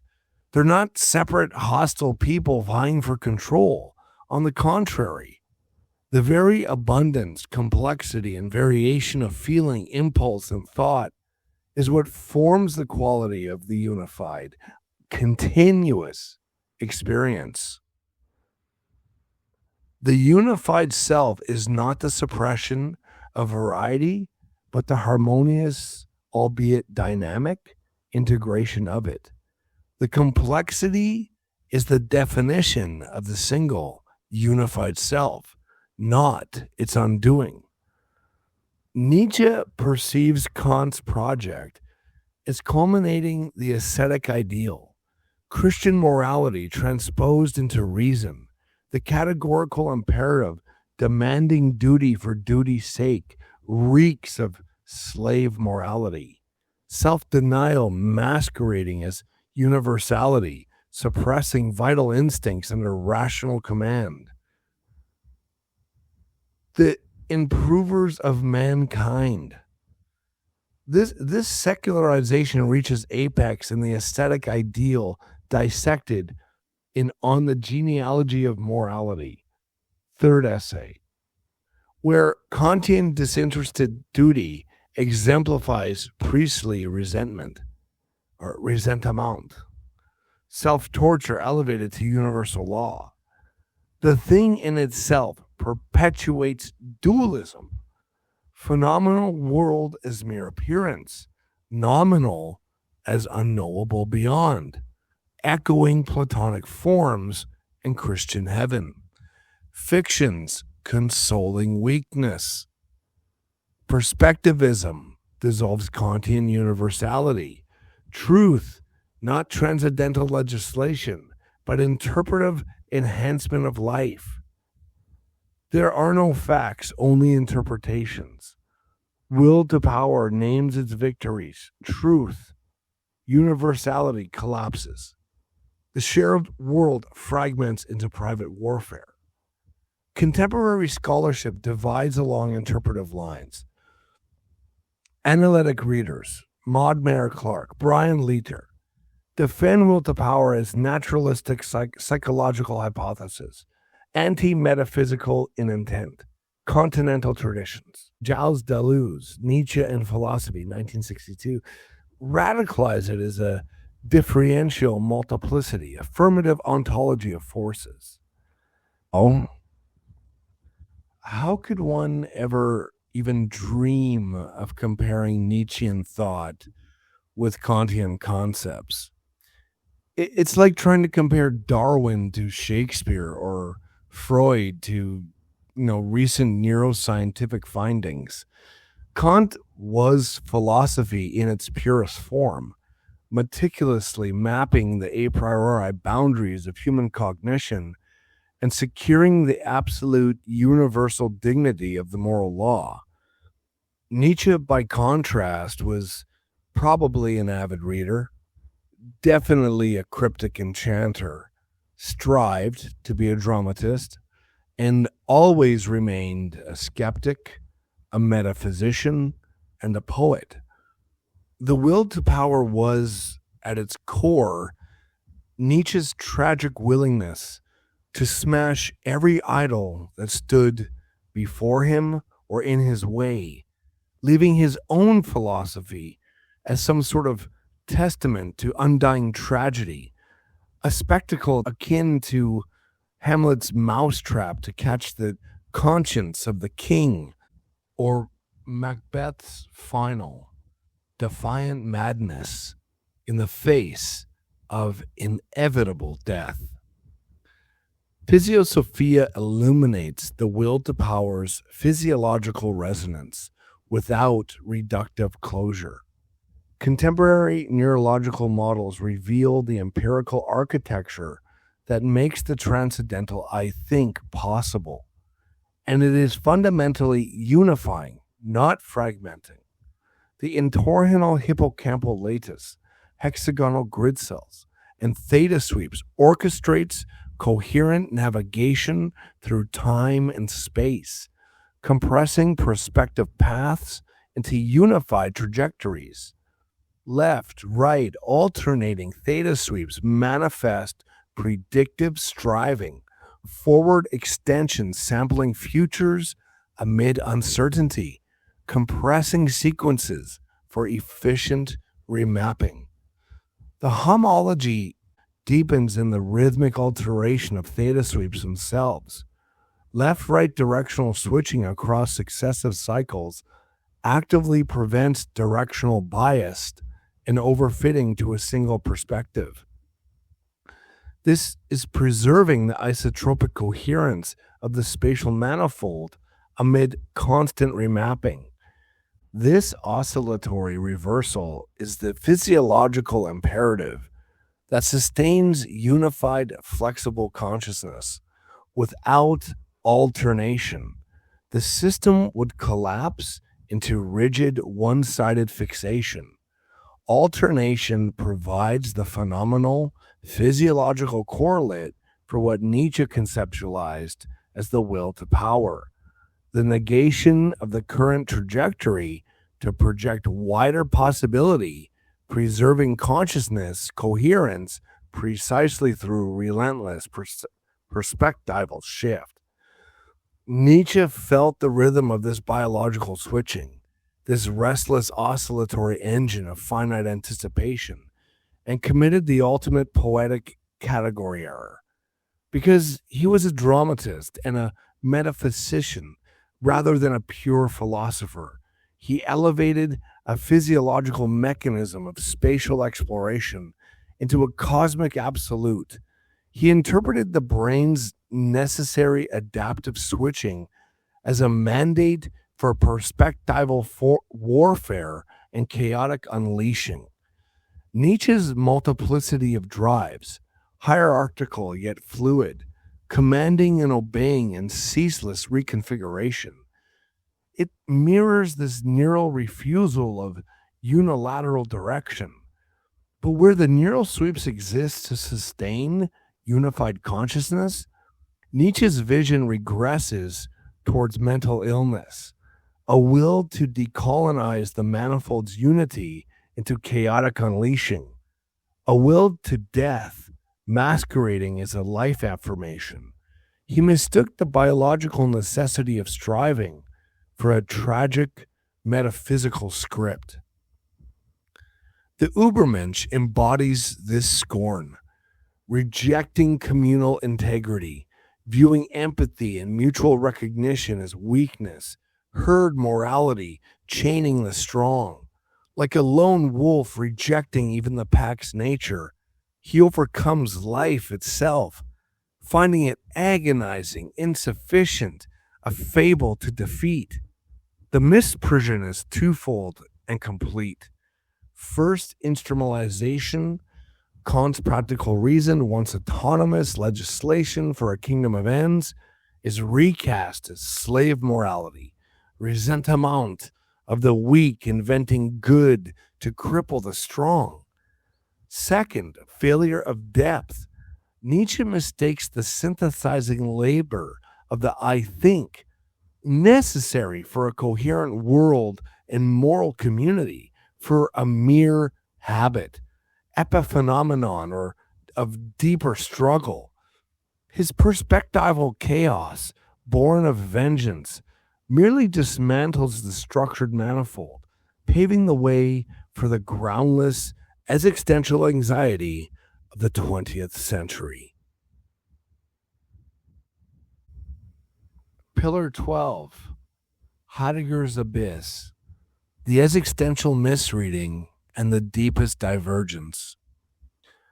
The perspectival chaos Nietzsche unleashed, this life-affirming striving divinized as creative vengeance, truth reduced to interpretive warfare, did not end in triumph overcoming. It prepared the ground for a profound and tragic shift. Metaphysical affirmation inverted into existential dread. Martin Heidegger took the irrational ground Nietzsche had affirmed and transformed it into an ontology of terror-ridden anxiety. In Being and Time, in his 1929 Kant and the Problem of Metaphysics, the Kant book, he projected a deeply personal dread of the void onto the structure of being itself, crafting a seductive mythos that diverted philosophy into wild mythological darkness, away from the secure, lighted path Kant had charted. Heidegger was a master of imaginative reframing through German linguistic phenomenology, turning everyday words into exotic neologisms that evoked primordial mystery. His Dasein, the being for whom being is an issue, emerges less as rigorous ontology than as mythic poetry, a lost soul haunted by nullity, thrown into contingency, falling into the anonymous they, resolutely facing death's call alone. Horror and terror, those sure attractions of the novelist's script, became philosophy's new currency. Why does life appear so full of dark and schizophrenic machinations to Heidegger? Perhaps because dread sells depth? Because turning the ordinary into the uncanny captivates? Because a philosophy of the broken mind, woven from neologisms like Quarfenheit, Unheimlichkeit, or an angst, offers the thrill of forbidden revelation? Yet this is no mere stylistic choice. It is the symptom of a deeper refusal, a refusal to inhabit Kant's coherent, shareable world, and the engine that drove philosophy into the genealogy of postmodern nihilism. As we delve into Heidegger's interpretation of Kant and his own philosophical work, it is crucial to retain Nietzsche's influential ideas as a lens through which we explore Heidegger's central concept of being. Martin Heidegger confronted Kant not as a distant monument, but as the modern thinker who, since the pre-Socratics, most nearly brushed the forgotten question of being. Time, 1927, Heidegger places Kant at ontology's threshold. The critique of pure reason discloses human finitude as the sole horizon through which beings appear, surpassing Cartesian isolation by rooting knowledge in the receptive synthesis of intuition and understanding. In more concrete terms, Immanuel Kant's critique of pure reason constitutes a profound revolution in philosophical thought, fundamentally redefining the relationship between the knowing subject, us, and the objective reality, it.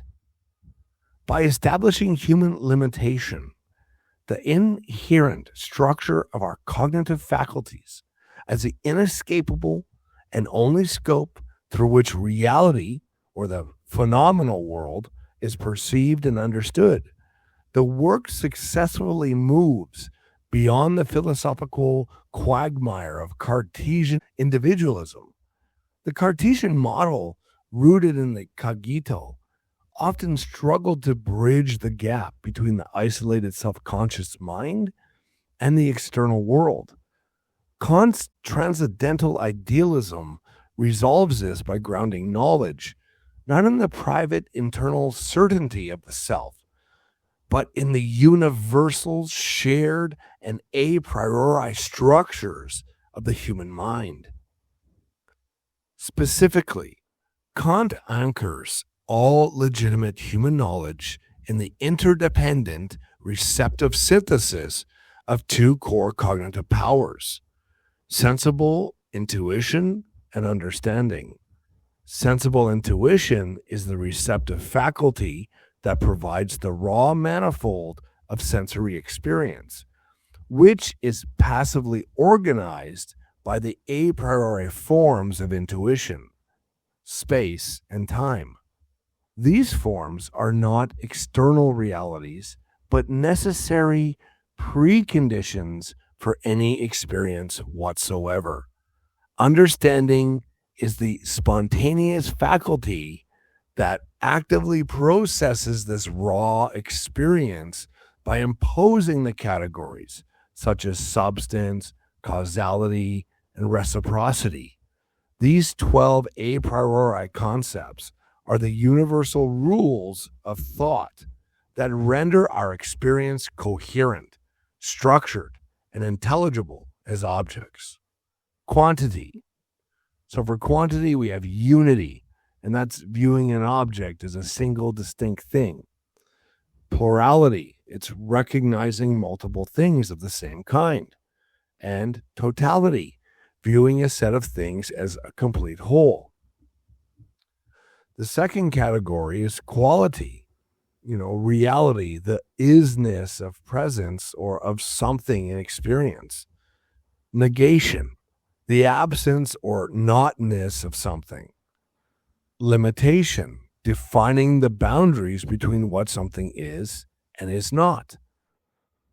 The third category is relation, substance and accident, understanding an object as a stable thing with changing properties. Causality and dependence, recognizing that every event has a cause and effect. Community, reciprocity, understanding how different objects interact and affect each other simultaneously. The fourth category is modality, possibility, impossibility, whether something could happen or exist. Existence, non-existence, whether something actually exists here and now. Necessity, contingency, whether something must be the way it is or could have been different. Knowledge requires that active cooperation of two distinct faculties, sensibility, which receives data, and understanding, which organizes it. Thus, the critique transforms knowledge from a passive mirroring of an external world, a claim Kant finds unjustifiable regarding the thing in itself, into an active construction of the phenomenal world, binding all knowers together by a shared, universal, and fundamentally human cognitive framework.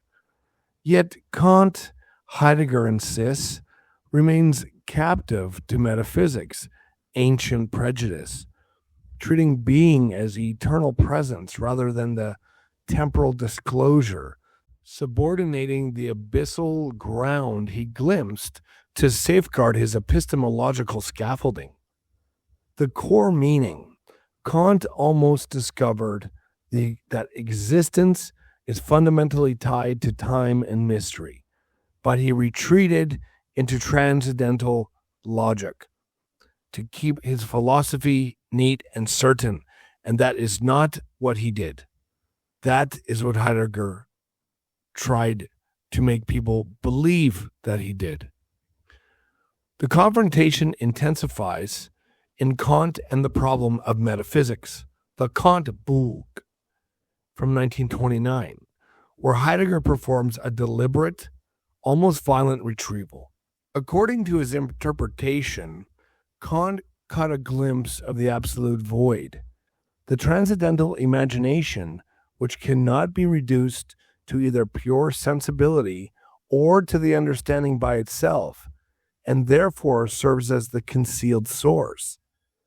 It is responsible for synthesizing the manifold of intuition underneath the categories in order to make coherent experience possible at all.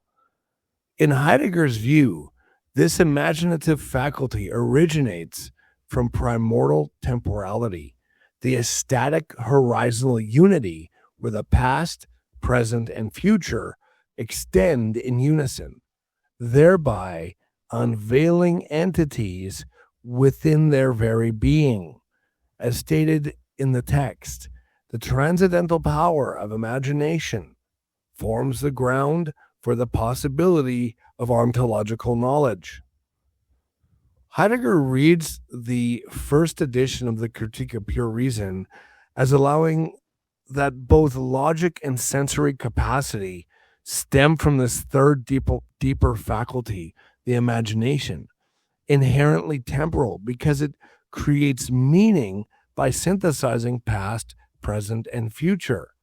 If imagination is the root of all cognition, then reason itself becomes a derivative of time, and the I think, the very foundation of the self and logic, is fundamentally finite, temporal, and emerging from nothingness rather than the eternal stability.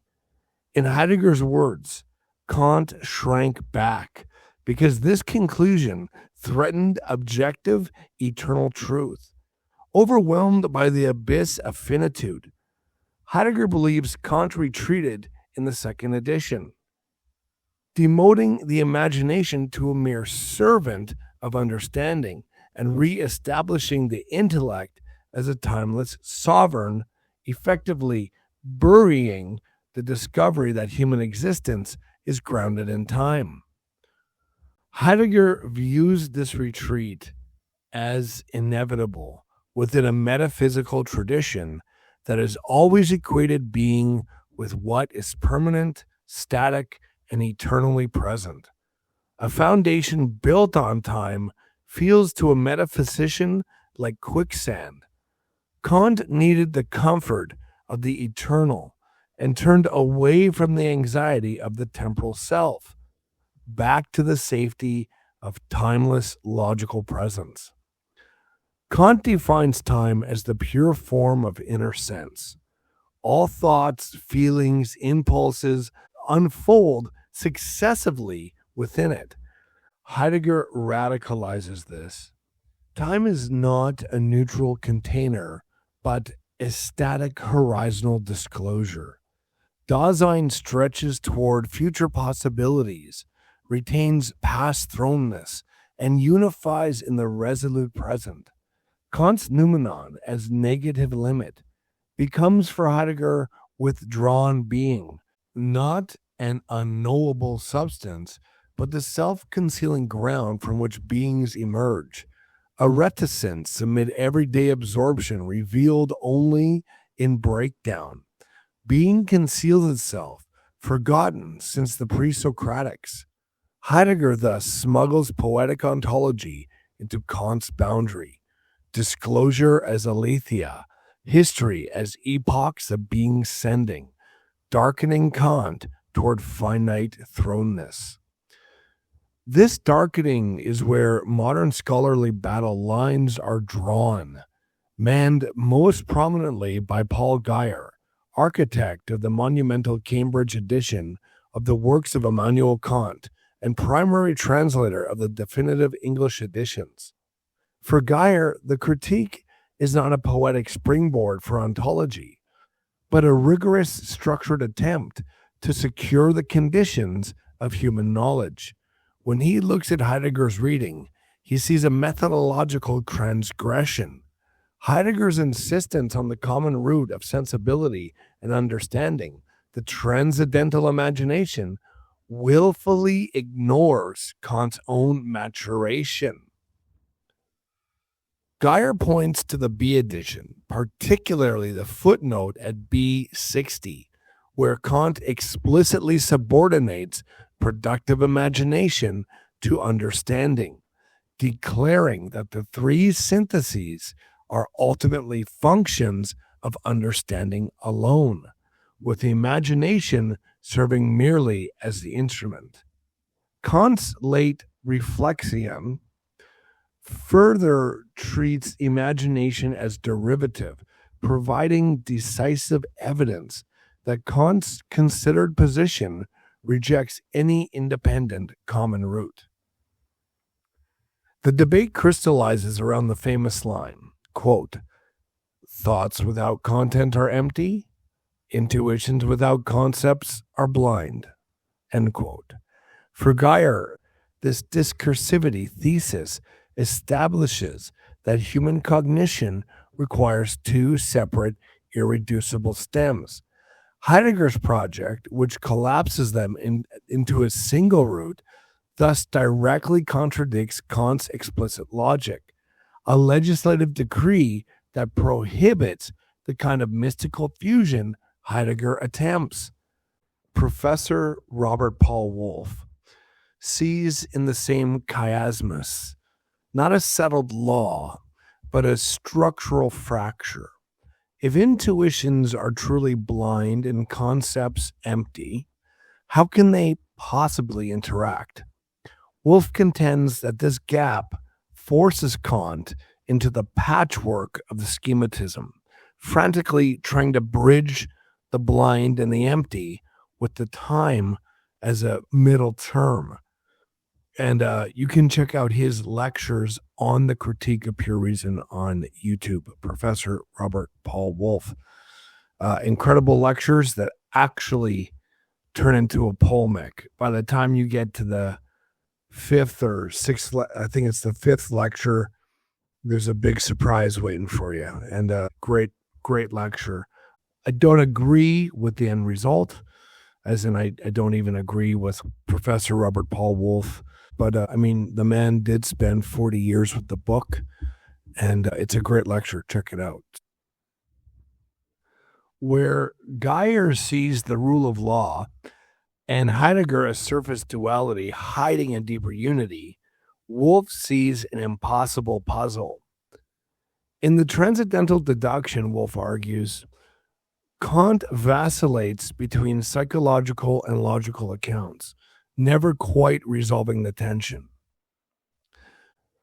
Sebastian Gardner, in his Routledge Philosophy Guidebook, regards the discursivity thesis as the positive foundation of Kant's entire transcendental project. Unlike Wolff, Gardner sees Kant as successfully closing the gap through the transcendental synthesis of imagination, which operates beneath conscious judgment yet makes objective experience possible. Where Heidegger finds suppressed ontological depth and Wolff a structural fracture, Gardner finds a triumphant resolution. The interdependence announced in the chiasmus is precisely what the deduction demonstrates. A further powerful opposition that I agree with comes from Henry E. Allison, whose seminal work, Kant's Transcendental Idealism, defined the landscape of Anglophone scholarship for decades. Allison's epistemic two-aspect view holds that Transcendental Idealism distinguishes between two ways of considering objects, as they appear under the conditions of human cognition and as they are in themselves, without positing two ontologically distinct realms. This framework refuses Heidegger's transformation of the noumenon into a self-concealing ground of being. For Allison, the thing in itself is a critical limiting concept that secures transcendental ideality without inviting ontological mystery.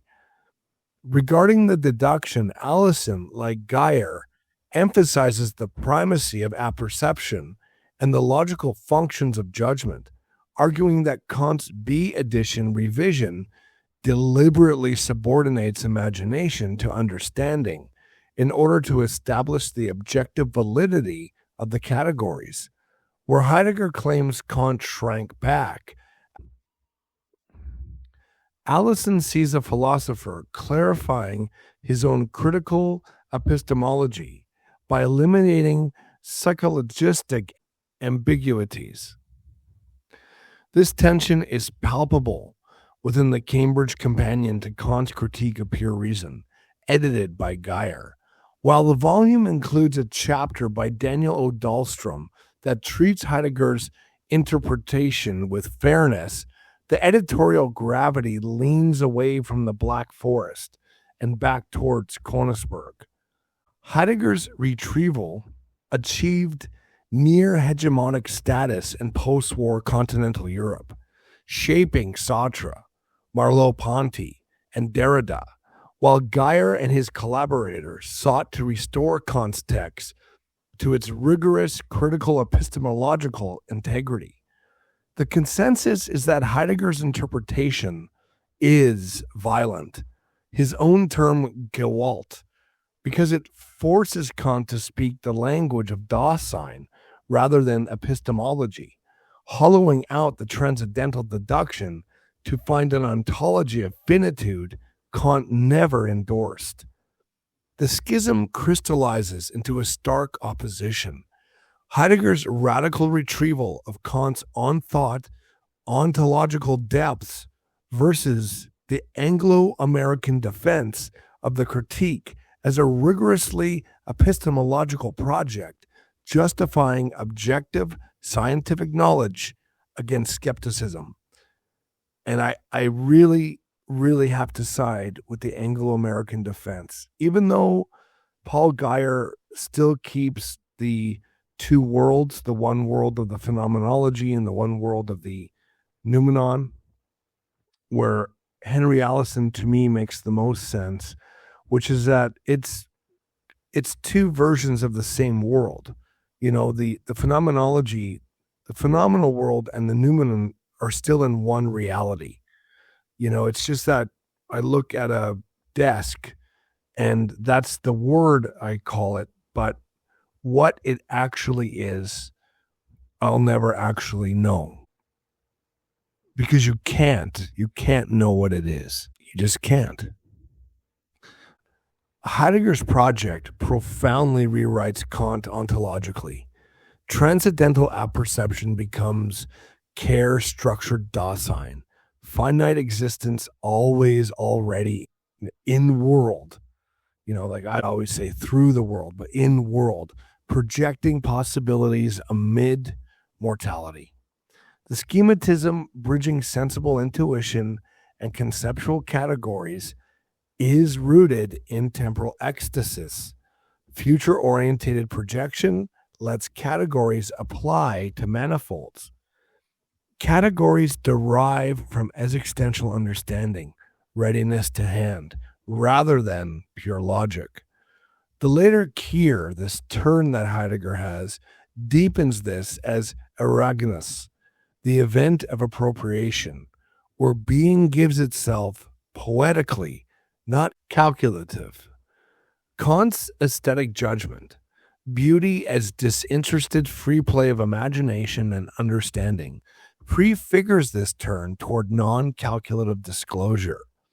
To Geyer, this transformation of the I think into care represents a corruption that sacrifices epistemological normative power. In Kant and the Claims of Taste, he argues that free play is a precise, functional harmony that affirms the subject's cognitive fitness, not a dissolution into being. The broader analytic tradition insists that the schematism is a logical procedure required to make abstract rules sensible, not a drama of temporal ecstasis. By turning a rule for applying concepts into an existential drama of morality, Geyer contends Heidegger abandons the very thing Kant sought to secure, the objective validity of scientific knowledge. Wolff's structural critique reinforces this. Heidegger exploited the patchwork fissures of Kant's text, seizing upon the radical root interpretation and inflating it into an ontology foreign to Kant. For Wolff, the I think is a formal placeholder for mental unity, not a care-structured Dasein worrying about death. Heidegger's later turn, that's the Kehr, completes this rewriting, radicalizing Kant's free play into poetic saying. The artwork becomes the arena of a strife between earth, concealing materiality, and world, the open region of meaning. And Kant's disinterestedness is reimagined as Gelassenheit, a stepping back that allows the thing to emerge from technological enframing. Here Holderlin, not Kant, becomes the true guide. To Geyer, this elevation of poetry over philosophy represents the final collapse of rigor. Kant's aesthetic theory was fundamentally anthropocentric, about the autonomy of human judgment giving a law to itself, not about being whispering secrets. Heidegger obliterates Kant's central triumph, the discovery that human beings can feel a universal pleasure based on the shared structure of their minds, even without a concept, and replaces the hard labor of justifying valid judgments with the passive waiting for a poetic God. Even Heidegger later admitted that his reading was an overt interpretation and a violent forcing of his own question of being onto Kant's text. This reading was further radicalized by Sartre, whose existentialism posited a subject without essence, a turn Heidegger himself rejected in the Letter on Humanism. The instability he introduced into the Kantian subject became fuel for Derrida's deconstruction and subsequent post-structuralist currents, which critics like Habermas diagnose as performative nihilism, the dissolution of normative grounds without affirmative reconstruction. If you've done any reading on Heidegger, you'll know about the hammer. So let's return to the hammer. Consider the simple act of reaching for a hammer to drive a nail. Rather than being initially encountered as a detached, neutral object to be categorized through logical classification, Heidegger views the tool through an imaginative pre-structuring that maps out its functional utility. This framework actively anticipates the swing, preserves the memory of prior grips, and binds the entire interaction in a resolute stroke, representing an ecstatic temporality where past, present, and future extend in unison to bring forth a coherent and meaningful world. When rigorously contrasted with Kant's B edition deduction, however, the sensory manifold of that hammer, its visual shape, tactile resistance, it's first received in pure intuition. Imagination synthesizes this manifold, but only under the guidance of the understanding's categories does it achieve objective unity. The hammer is constituted as a persisting substance with determinate properties, standing in causal relation to the nail within a unified manifold of quantity and modality. This categorical application enables the transcendental unity of apperception. The representation, hammer for nailing, is accompanied by the I think, rendering the experience mine and objectively valid. Without these categories, no coherent perception of the tool as tool is even possible. The seamless reach and stroke are not primordially an imaginative pre-structuring, projecting usefulness independently of logical determination. They presuppose the understanding's rule-governed synthesis, which subordinates imagination to secure objective validity. The alternating theta sweeps of the 2025 findings, constructing an unbiased spatial map through rhythmic sampling without directional prejudice, align more with this B deduction's legislative understanding than with undirected aesthetic disclosure. Though the predictive sweeps retain echoes of projective possibility, while Heidegger powerfully describes situated experience, his phenomenological account lacks the systematic, transcendental scaffolding that gives Kant's reasoning its irrefutable logical necessity. When we closely examine Heidegger's descriptions of human existence, the sudden alien quality of the world and breakdown, the loss of personal agency to anonymous social pressures, the sense of being thrown into a life of opaque significance, we notice a striking phenomenological parallel not with universal structures of healthy being, but with well-documented clinical experiences. And in this trajectory, the nominal safeguard grounding freedom becomes threatening nothingness. Moral autonomy, rich with the universal duties, collapses into contentless resoluteness facing death. Dasein emerges as a questioning phantom, a disassociated entity, terrified of communal bonds. And sadly, tragically, I should say, roaming in profound uncanniness. The pathology of Heideggerian ontology, phenomenological parallels to dissociative states. There is a striking phenomenological isomorphism that appears when we place Heidegger's structures beside modern psychiatric descriptions of dissociative states. Take Heidegger's Unheimlichkeit, the world slipping into alien oppressiveness, which mirrors derealization, where reality feels like a staged play.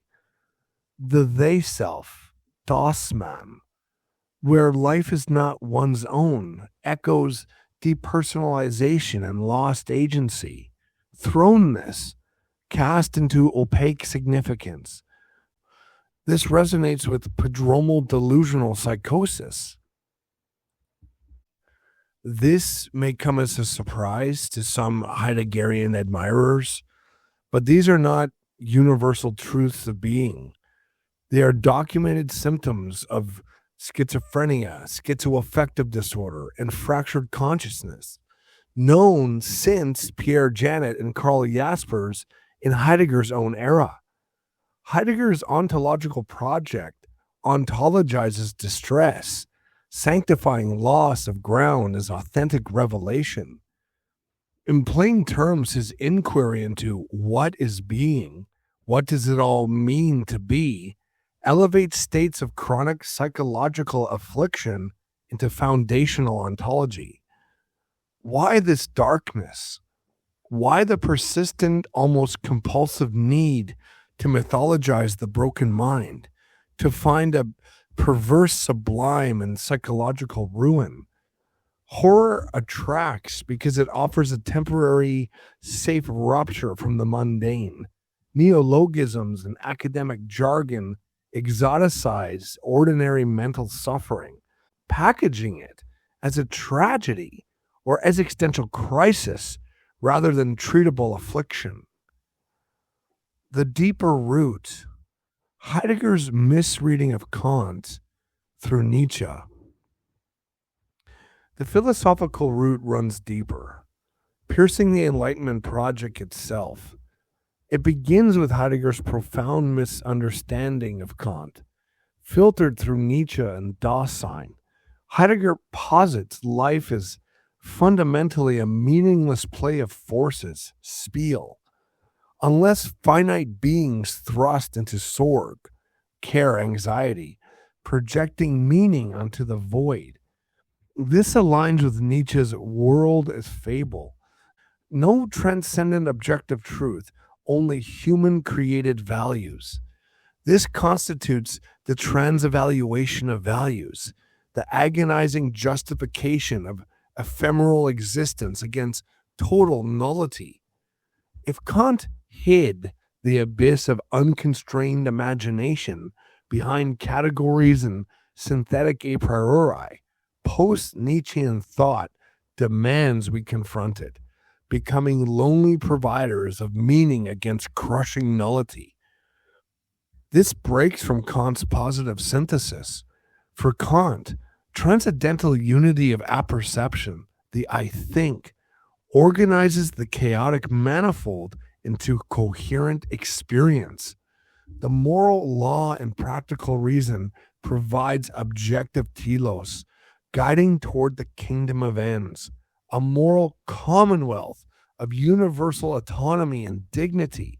Modern darkness reduces the I think to fragile flicker and the kingdom of ends to mere fable. Temporality marks fundamental divergence.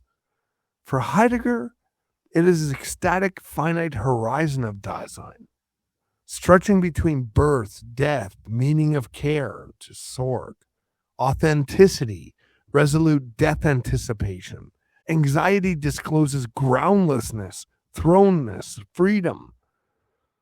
Kant secures time as a priori form of inner sense, universal framework for succession, coexistence, enabling knowledge and science. This stable foundation distinguishes phenomenal determinism from nominal freedom, directing toward highest good, virtue, happiness, coincidence, via the rational duty. Authenticity and its political implications. Where Heidegger defines authenticity as a hollowed-out, anxious confrontation with finitude, Kant elevates it to substantive moral autonomy. Heidegger's resoluteness is an empty vessel, dangerously susceptible to the collective drift of tribalism and the siren songs of fanaticism. It offers no ballast against the monstrous we. Conversely, Kant's universality, it acts as a necessary prophylactic, demanding that autonomy respect the rational dignity of all. True freedom in the Kantian sense is not the pursuit of one's own death-bound potential, but the rigorous alignment of personal will with the moral law, a commitment that honors the sovereign dignity and every other rational agent. Limits concealment and the communal. Heidegger frames limits as existential withdrawals, like a demonic recession of being that breeds despair. This obscures a fundamental truth. Empirical boundaries are not abysses, but the very friction necessary for progress. When we measure ultraviolet light or engineer complex systems, we do not perform a poetic clearing. We operate confidently with the shared lawful manifold of space and time. Furthermore, Heidegger's cynical reduction of the communal to Dossmann, a conformist slide into inauthenticity, this is a profound misstep. It ignores that shared norms are the bedrock of human flourishing. Love, altruism, and social cohesion are not fallen states of deception, but the very functional substrate of our very existence. By dismissing the communal as mere conformity, the Heideggerian mythos feeds a postmodern fragmentation where solitude is canonized as and universal duty is discarded as a naive fantasy. It leaves us with a chilling conclusion, a philosophy that mistakes the fertile ground of our shared reality for a cage, ultimately abandoning the only home where true human agency and thus true dignity can ever be realized. Pillar 13, The Leap of Faith. Søren Kierkegaard stands apart from the procession of dramatists who stormed Kant's boundary. In Fear and Trembling, 1843, penned under the pseudonym of Johannes de Silentio, kind of like John of the Silence or John the Silent, the Knight of Faith confronts Abraham's harrowing paradox. The willingness to sacrifice Isaac suspends the ethical universe, the rational duty binding all for a singular, incommunicable relation to the absolute. Kierkegaard, through this biblical exegesis, recognizes Kant's rigorous limit. The categorical imperative demands universality, actions valid as law for all rational beings, admitting no private divine command overriding moral reason. Abraham's trial exposes this tension. If duty is universal, phileo, murder, phileo, like a killing of the family, philia, murder cannot be commanded, yet faith demands the impossible. Kierkegaard's engagement with Kant, scholarship reveals, was neither mediated solely through Hegel nor wholly separate.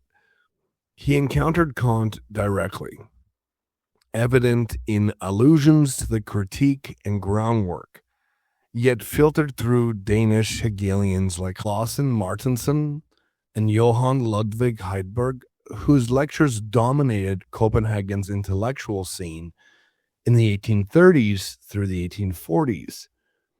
Kierkegaard's dissertation, The Concept of Irony, 1841, critiques Schelling but nods to Kantian autonomy.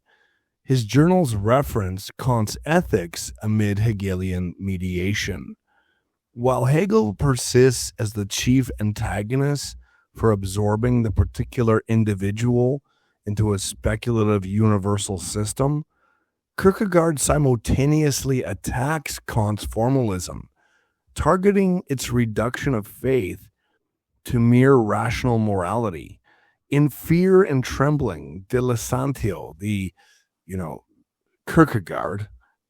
Kierkegaard contrasts Abraham with tragic heroes. Agamemnon, sacrificing his daughter, Iphigenia, remains within the scope of the ethical universal, justified publicly. Abraham's silence exceeds mediation, suspending ethical for absolute duty to God. Kierkegaard writes neither unqualified support nor blanket polemic against Kant. He honors the critical restraint, reason's limits, clearing space for faith, while critiquing ethical universality as inadequate for passionate individuality. In concluding Unscientific Postscript, 1846, under pseudonym Johannes Climacus. Kierkegaard echoes Kant verbatim. Quote, I must deny knowledge in order to make room for faith. Quote. Postscript, adapting Critique of Pure Reason in the B section. This denial vitalizes the leap. Objective uncertainty. Reason cannot prove God's existence or Abraham's justification. This is the compelling subjective passion. Faith is venture beyond evidence, risking absurdity. Kant's noumenal limit, unknowable thing in itself, becomes fertile ground, denying speculative knowledge, prevents illusion, enabling faith's paradoxical commitment. Kierkegaard radicalizes this. Faith, not moral postulate, Kant's practical reason, but as existential decision amid finitude. So Kant's critical philosophy established boundaries for metaphysical speculation, leaving a gap regarding how finite human experience can be addressed without reverting to skepticism or absolute dogmatism. While thinkers like Hegel, Schopenhauer, and Nietzsche attempted to resolve this by either bridging these limits through rational synthesis or dismantling them entirely. Søren Kierkegaard affirmed these constraints, positing that faith requires a leap that operates within, yet transcends rational limits. In Fear and Trembling, Kierkegaard analyzes the teleological suspension of the ethical, using the biblical narrative of Abraham and Isaac. In this framework, the ethical is defined as the universal, rules applicable to all rational beings at all times. Faith, by contrast, constitutes a private, absolute relation between the individual and the divine. Abraham's willingness to sacrifice Isaac is categorized not as a universal moral act, but as a religious one, in which the ethical obligation to the universal is suspended in favor of an individual duty to God. Contemporary neuroscience provides a functional correlate to this type of decision-making. Research on the hippocampal theta oscillations, the 4 between 12 hertz, indicates that these rhythmic neural patterns facilitate predictive modeling and decision-making under uncertainty. According to Wang et al. Nature, February 2025, these oscillations enable the brain to integrate past experience with potential future scenarios, supporting complex, non-algorithmic action selection. So this is a non-algorithmic action selection in situations where guaranteed outcomes are unavailable.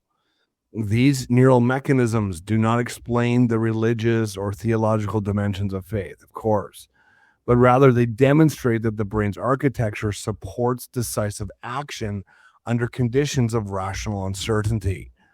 This biological capacity for projected decision-making serves as a structural correlate to the Kierkegaardian concept of commitment that transcends algorithmic optimization, while navigating the tension between individual choice and communal norms. This neural capacity illustrates how finite beings manage the gap between rational limits and the necessity for the decisive action. So we examined Kierkegaard there, and I wanted to do Kierkegaard before the postmodernists, because even though I could have led into the postmodernists with Heidegger and done the linear trajectory, Kierkegaard was the last, remnants of hope and light. Because now going into 14A, into postmodernism, we are going to see how things get tragically dark. And God, the realm of God and faith, and they want to leave behind. So, you have it here. The stark contrast, now leaving the Enlightenment thinkers and the German Idealism and the Kierkegaard behind, going now into the well, deep into the well. Pillar 14a. The French postmodern pathology as existentialism as the barred subject. Okay, so this is going to be 2 parts here. I'm not breaking up this lecture. This lecture is going to be well over 2 hours, and I guess that's just the way it's going to be. So, in the lineage of Heidegger's ontological abyss, a new wave of thinkers emerged in the 20th century France, carrying the German infection across the Rhine, that's the river, while cloaking it in the language of human drama and psychological depth. Jean-Paul Sartre, Simone de Beauvoir, and Jacques Lacan represent the first sustained internalization of Heidegger's groundlessness. Yet the full dissolution of the subject into anonymous forces, but its heroic, anguished confrontation with freedom's void. Here the abyss is no longer a distant clearing in the history of being. It is lived, suffered, and psychologized within the individual consciousness. This marks a pivotal shift. The ontological anxiety of thrownness becomes the existential anguish of a subject condemned to be free. The French performers, in their selective reading, already enact a subtle misprision of Heidegger himself. They seize the mood of anxiety and thrownness, but often discard his later mystical reverence of being's poetic disclosure, simplifying the abyss for psychological and political drama. Yet, crucially, these thinkers retain a tragic humanism, a stubborn insistence on the subject's capacity to wrestle meaning from the void through authentic choice or interpretive labor. The poison has entered the bloodstream, but the heart still beats with a defiant, if tormented, individuality. This heroic phase, however, contains the seeds of its own annihilation. If the subject is merely an effect of language or a project without essence, the death of the subject proclaimed by the next generation, not as tragedy, but as liberation, becomes inevitable. Sartre and de Beauvoir radicalize Heidegger's insights by secularizing them entirely, stripping away any lingering poetic reverence of being and thrusting the individual into a godless universe where existence precedes essence. This famous Sartrean motto captures the inversion of traditional metaphysics. Human beings have no pre-given nature, no divine blueprint or inherent telos. We simply are, hurled into existence and must forge our essence through ceaseless projects of self-definition. Freedom is not a gift, but a condemnation, absolute groundlessness, and it's absolutely inescapable. In Being in Nothingness, Sartre describes this as anguish, the vertiginous awareness that nothing external compels our choices, that we are wholly responsible for who we become amid contingency. This anguish manifests phenomenologically as nausea, the deregulated failure of Kant's synthetic unity of apperception, or the world ceases to cohere into meaningful objects and becomes a viscous, undifferentiated mass of ensoi, raw being in itself that overwhelms and nauseates the for itself consciousness. Bad faith arises when we flee this anguish, pretending to be determined by roles, circumstances or essences, much like Heidegger's inauthentic falling into the they, the das Man. But Sartre pushes further into interpersonal hell. Hell is other people, as proclaimed in No Exit, because the other's gaze objectifies us, threatening our freedom while reminding us of our inescapable situatedness among others. Simone de Beauvoir, in her seminal work, The Ethics of Ambiguity, and across the entire sweep of her existential feminist philosophy, profoundly deepens the core existential drama by focusing particular nuanced attention on the dynamics of oppression and the essential requirement of reciprocity. For Beauvoir, the concept of freedom itself is inherently ambiguous, a double-edged sword. It is simultaneously oppressive in its relentless demand for perpetual self-creation and the anxious burden of responsibility that comes with it. Yet it is also radically liberating in its potential to forge authentic solidarity and mutual recognition. Drawing a deep influence from Martin Heidegger's notion of thrownness, Geworfenheit, she portrays the human reality as fundamentally and irrecoverably situated. We are not pure, unencumbered consciousnesses. Rather, we are born into pre-existing worlds meticulously structured by history, societal norms, gendered expectations, and asymmetrical power relations.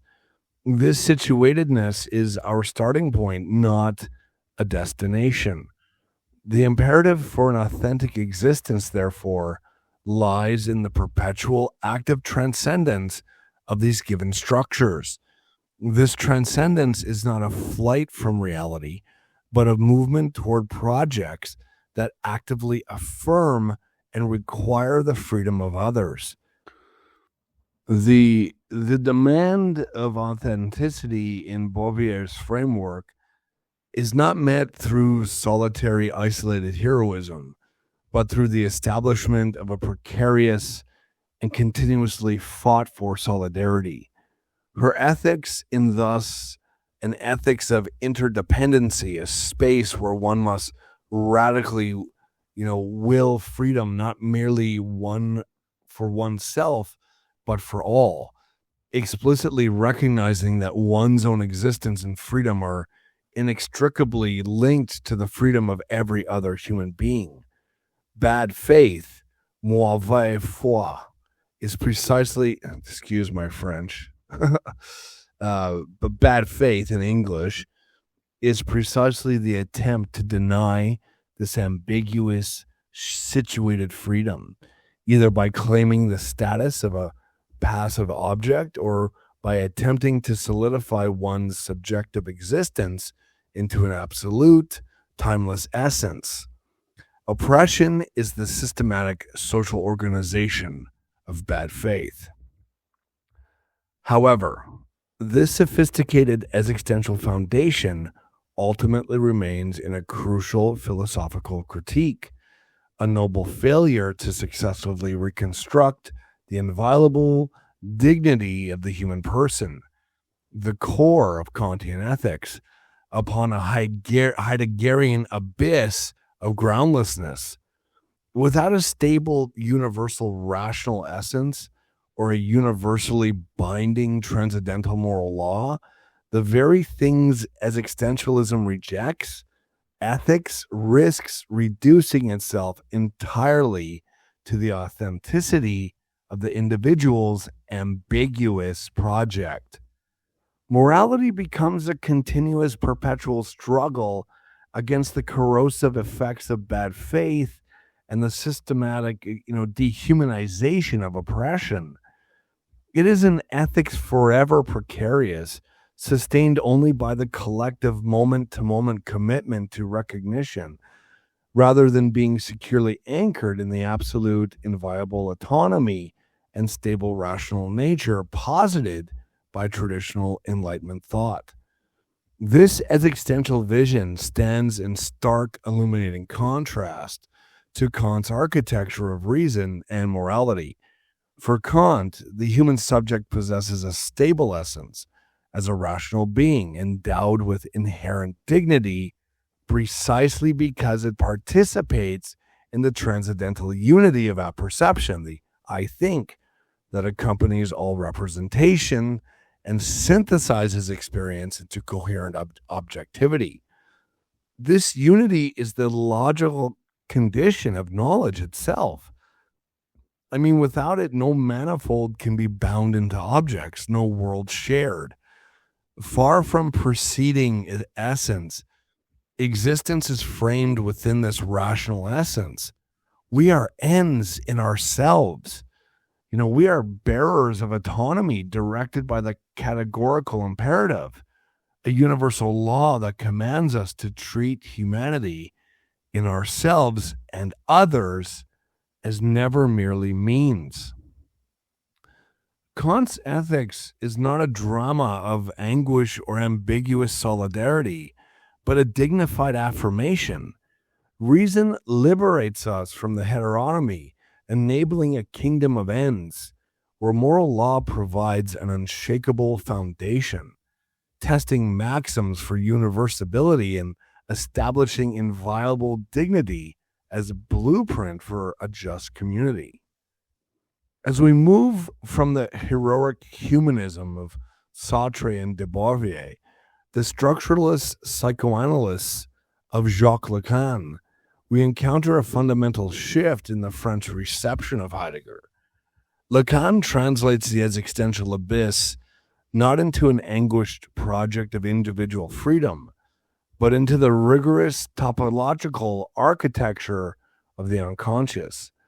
To navigate this framework, one must grasp his defining triad: the real. The real is that which resists symbolization, the traumatic kernel of necessity. The imaginary, the domain of narcissistic identifications and mirror images. And the symbolic, the social linguistic matrix that structures all human reality. It is through these lenses that Lacan deconstructs the subject, viewing it not as a sovereign agent, but as a fractured entity caught within the play of language.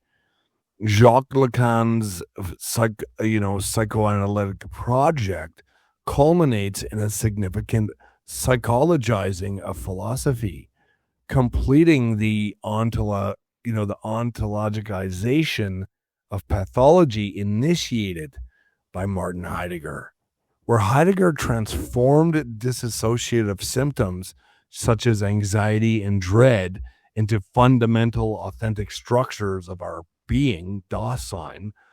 Lacan went further by structurally defining this as existential schism.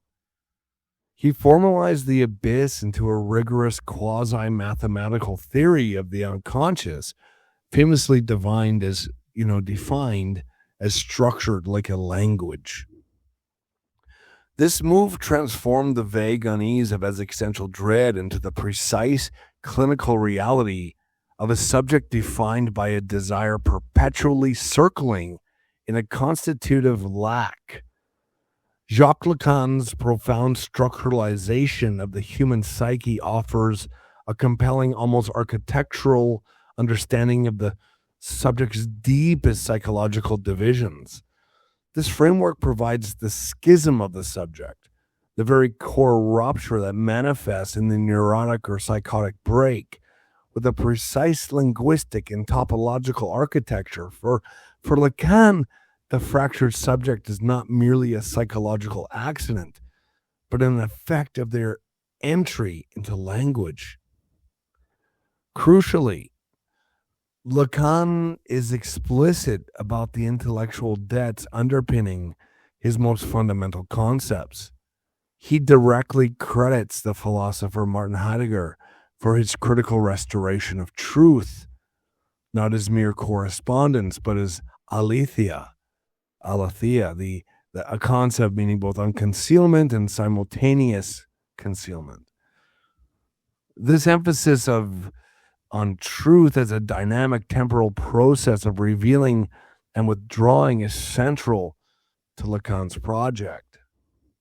Following Heidegger's lead in a direct translation and transposition of the German philosopher's ontological concept of the clearing, the Lichtung, the illuminated space where being, and thus, as beings, can appear, Lacan posits his own foundational category, the symbolic order. The symbolic order, therefore, functions as the pre-existing social-linguistic matrix that structures all human reality. It is the vast authoritative realm of language, law, convention, and cultural mandate that the subject must enter to become a human being. This order, inherited from culture, dictates the positions, father, mother, child, citizen, etc., all available to the subject, thereby simultaneously constituting them as a speaking subject and fracturing them from their immediate pre-linguistic unity of the imaginary order. The neurosis or psychosis then becomes interpretable as a structural failure or rupture in the subject's relationship to this symbolic framework, revealing the fundamental contingency of the linguistic clearing itself. This symbolic is an alienating pre-existing network of signifiers, language, law, culture, into which the individual is inexorably thrown at birth, echoing Heidegger's concept of Geworfenheit. Crucially, the subject is not the autonomous master of meaning or the coherent origin of experience, but rather an effect of this alien linguistic structure.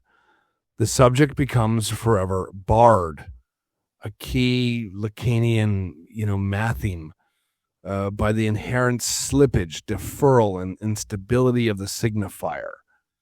This is a direct and radical assault on the foundational principle of Immanuel Kant's epistemology, the unified, transcendental, I think, as the necessary logical condition for the coherence of all synthetic experience. The barred subject actively sabotages this notion of transcendental unity. If the subject is fundamentally split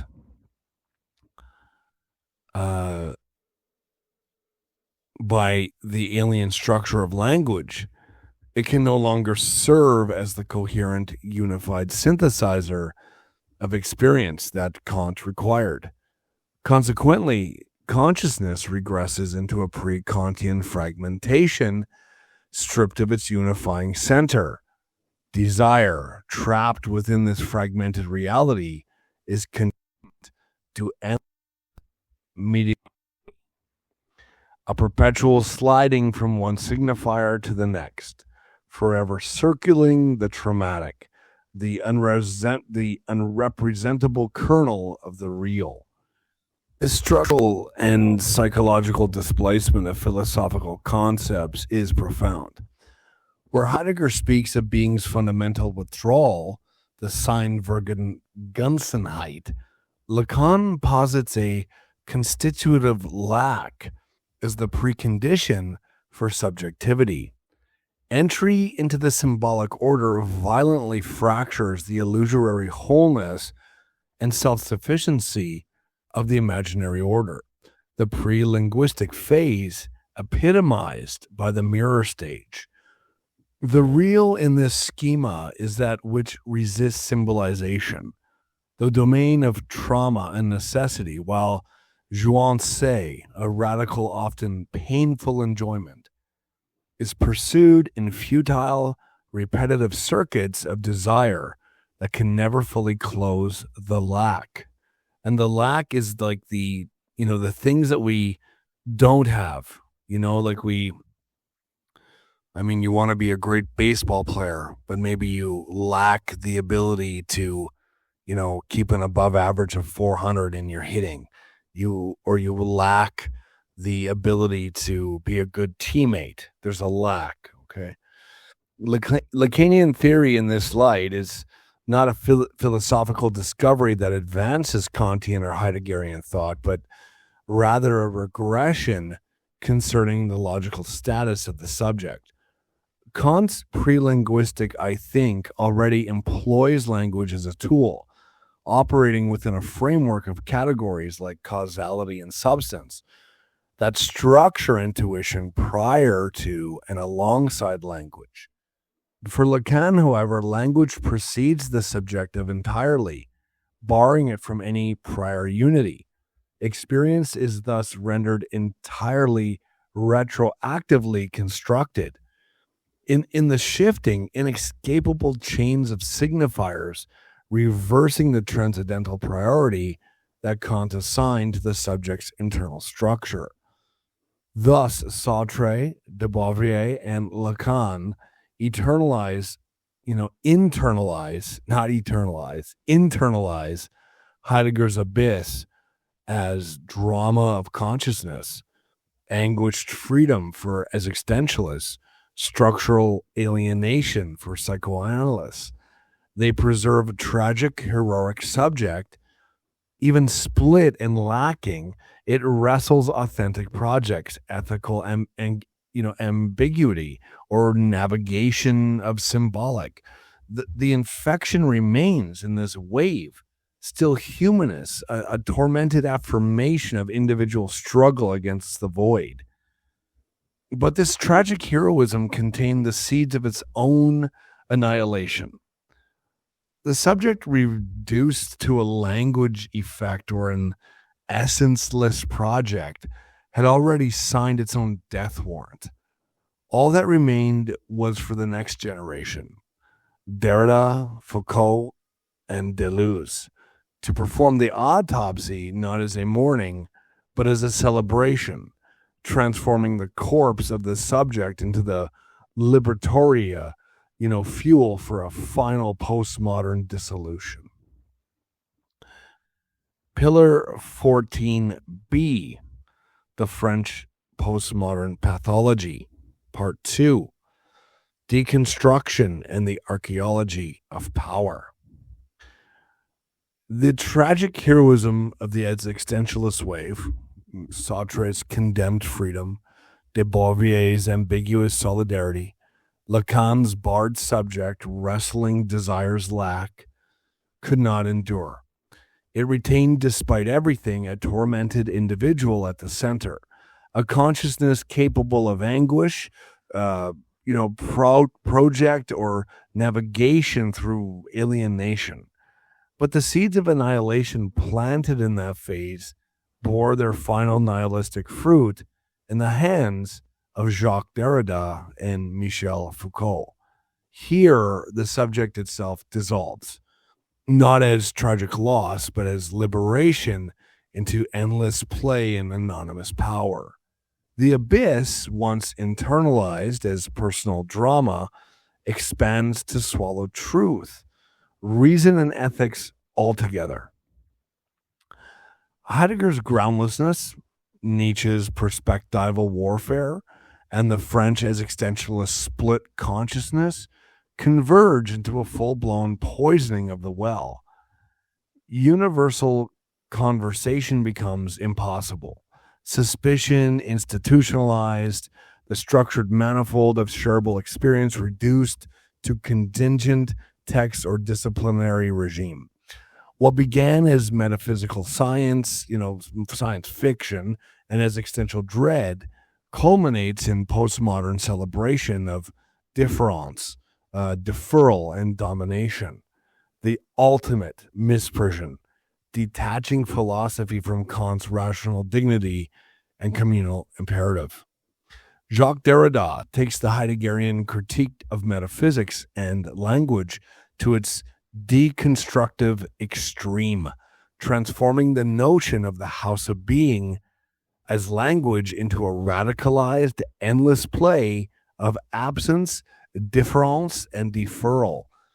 In seminal works such as Of Grammatology, 1967, or Margins of Philosophy, 1972, and his intricate readings of Western metaphysical texts, Derrida meticulously argues that meaning is never fully present, immediate, or self-identical.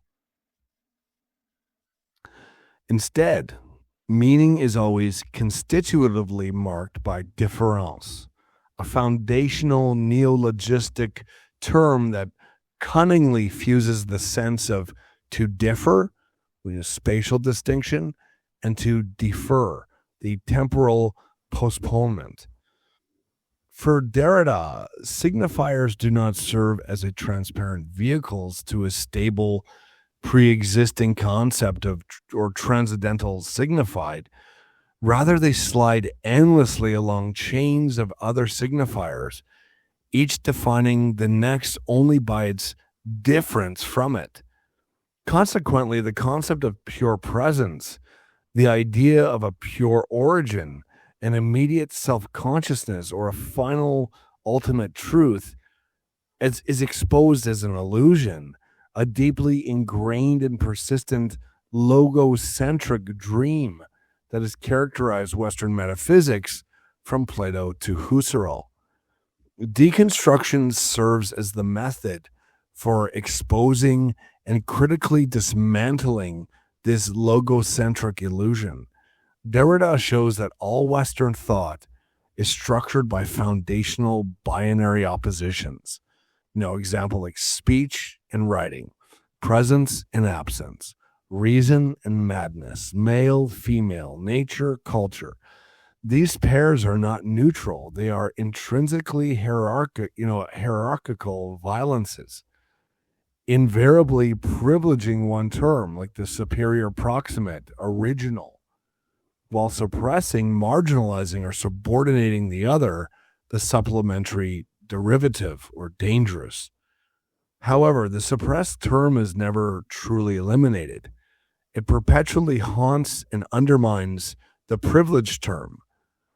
Deconstruction meticulously traces how the privileged term relies upon its other for its own definition and stability, revealing the inherent instability and undecidability of the text, the system, and the very concept of definitive meaning. This process does not aim to reverse the hierarchy simply, but to demonstrate that the entire oppositional structure is arbitrary and unstable, opening up a space for rethinking knowledge, ethics, and politics beyond the constraints of metaphysical closure. This is the logical conclusion of Heidegger's concealment, revealing, and Nietzsche's interpretative warfare. If meaning emerges in historical clearing or perspectival imposition, then no stable presence endures. Only trace supplement, endless referral. Derrida's play of the trace makes any appeal to universal reason or objective truth absolutely impossible. All is text, all interpretation, all haunted by what it excludes. The categorical imperative's universality dissolves into contextual violence. Dignity as end in itself becomes metaphysical fiction, suppressing writing's free play. Yet this violent contrast illuminates Kant's profundity. Derrida claims to deconstruct metaphysics, but Kant's a priori categories, causality, substance, reciprocity, are the non-deconstructible conditions of signification itself. Without them, no manifold coheres into meaningful objects. No text, no trace, no play possible. Kant's transcendental unity precedes and enables language. The I think synthesizes experience pre-linguistically, employing signs as tools within already structured intuition and understanding. Difference, Derrida's difference presupposes the very categories it would defer. space for differing, time for deferral, community for reciprocal opposition. Deconstruction cannot touch these conditions. It operates within the manifold that Kant secured, mistaking its own textual play for ontological dissolution. And the other part to that is the archaeology of power. This is Foucault's critique of the subject and reason. Before we examine the archaeology of power, let me share something personal, something that I believe many of you may recognize in your own intellectual journeys. It was through Martin Heidegger, through the intense confrontation with his ontology of thrownness, uncanniness, and resolute finitude, that I first encountered the work of Michel Foucault. I was initially captivated by the sheer intellectual force of Foucault, his rhetorical fervor, so clearly indebted to Nietzsche's hammer blow proclamations and mediated through Heidegger, carrying that same messianic evocation of a true history, a history liberated from the comforting illusions of progress, enlightenment, and reason. Foucault's his revisionist examination of how societal reality is shaped not by objective truth, but by regimes of power that constitutes knowledge itself. It felt at the time like a profound awakening.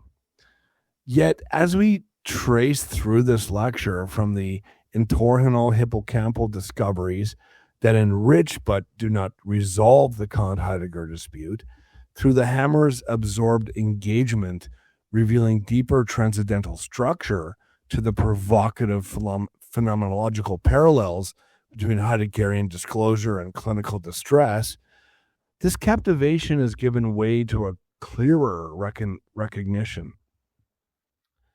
Foucault's genealogy, brilliant and unflinching as it is, draws its deepest impetus from Heidegger's projective reinterpretation of Kant. This forms a lineage. From Kant's rigorous establishment of the conditions for objective experience and moral autonomy, through Heidegger's elevation of ecstatic temporality and groundless projection, right to Foucault's historicized, power-saturated subject.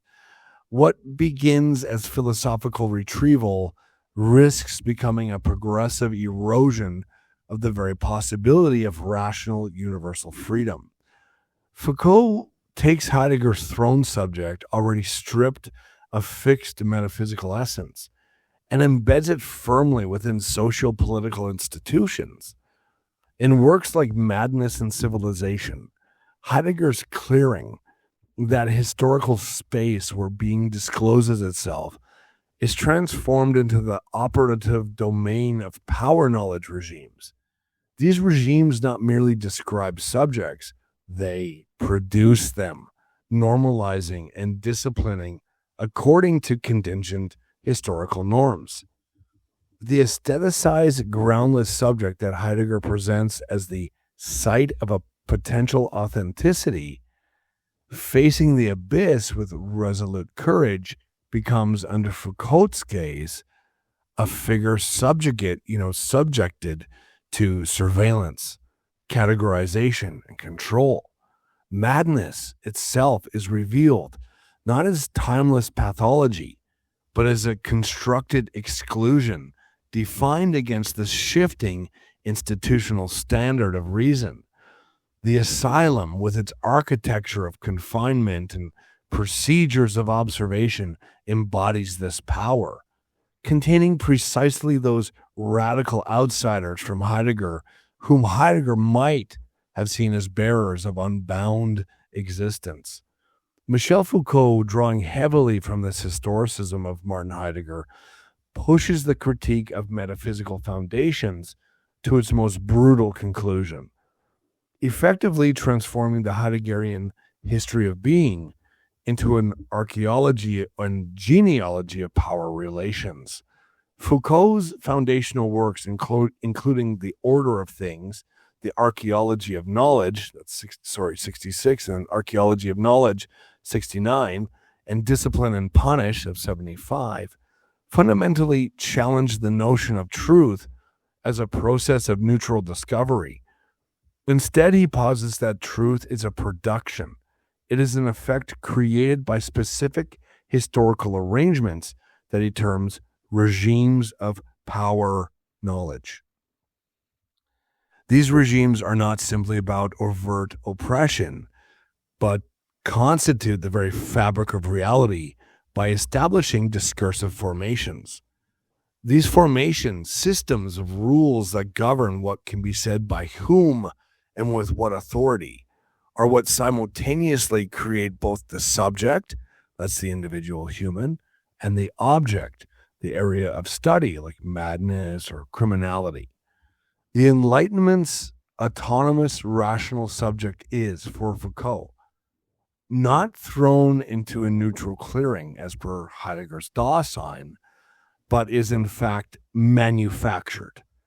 This manufacturing process involves the intense, micro-level application of disciplinary power, resulting in what Foucault famously called docile bodies.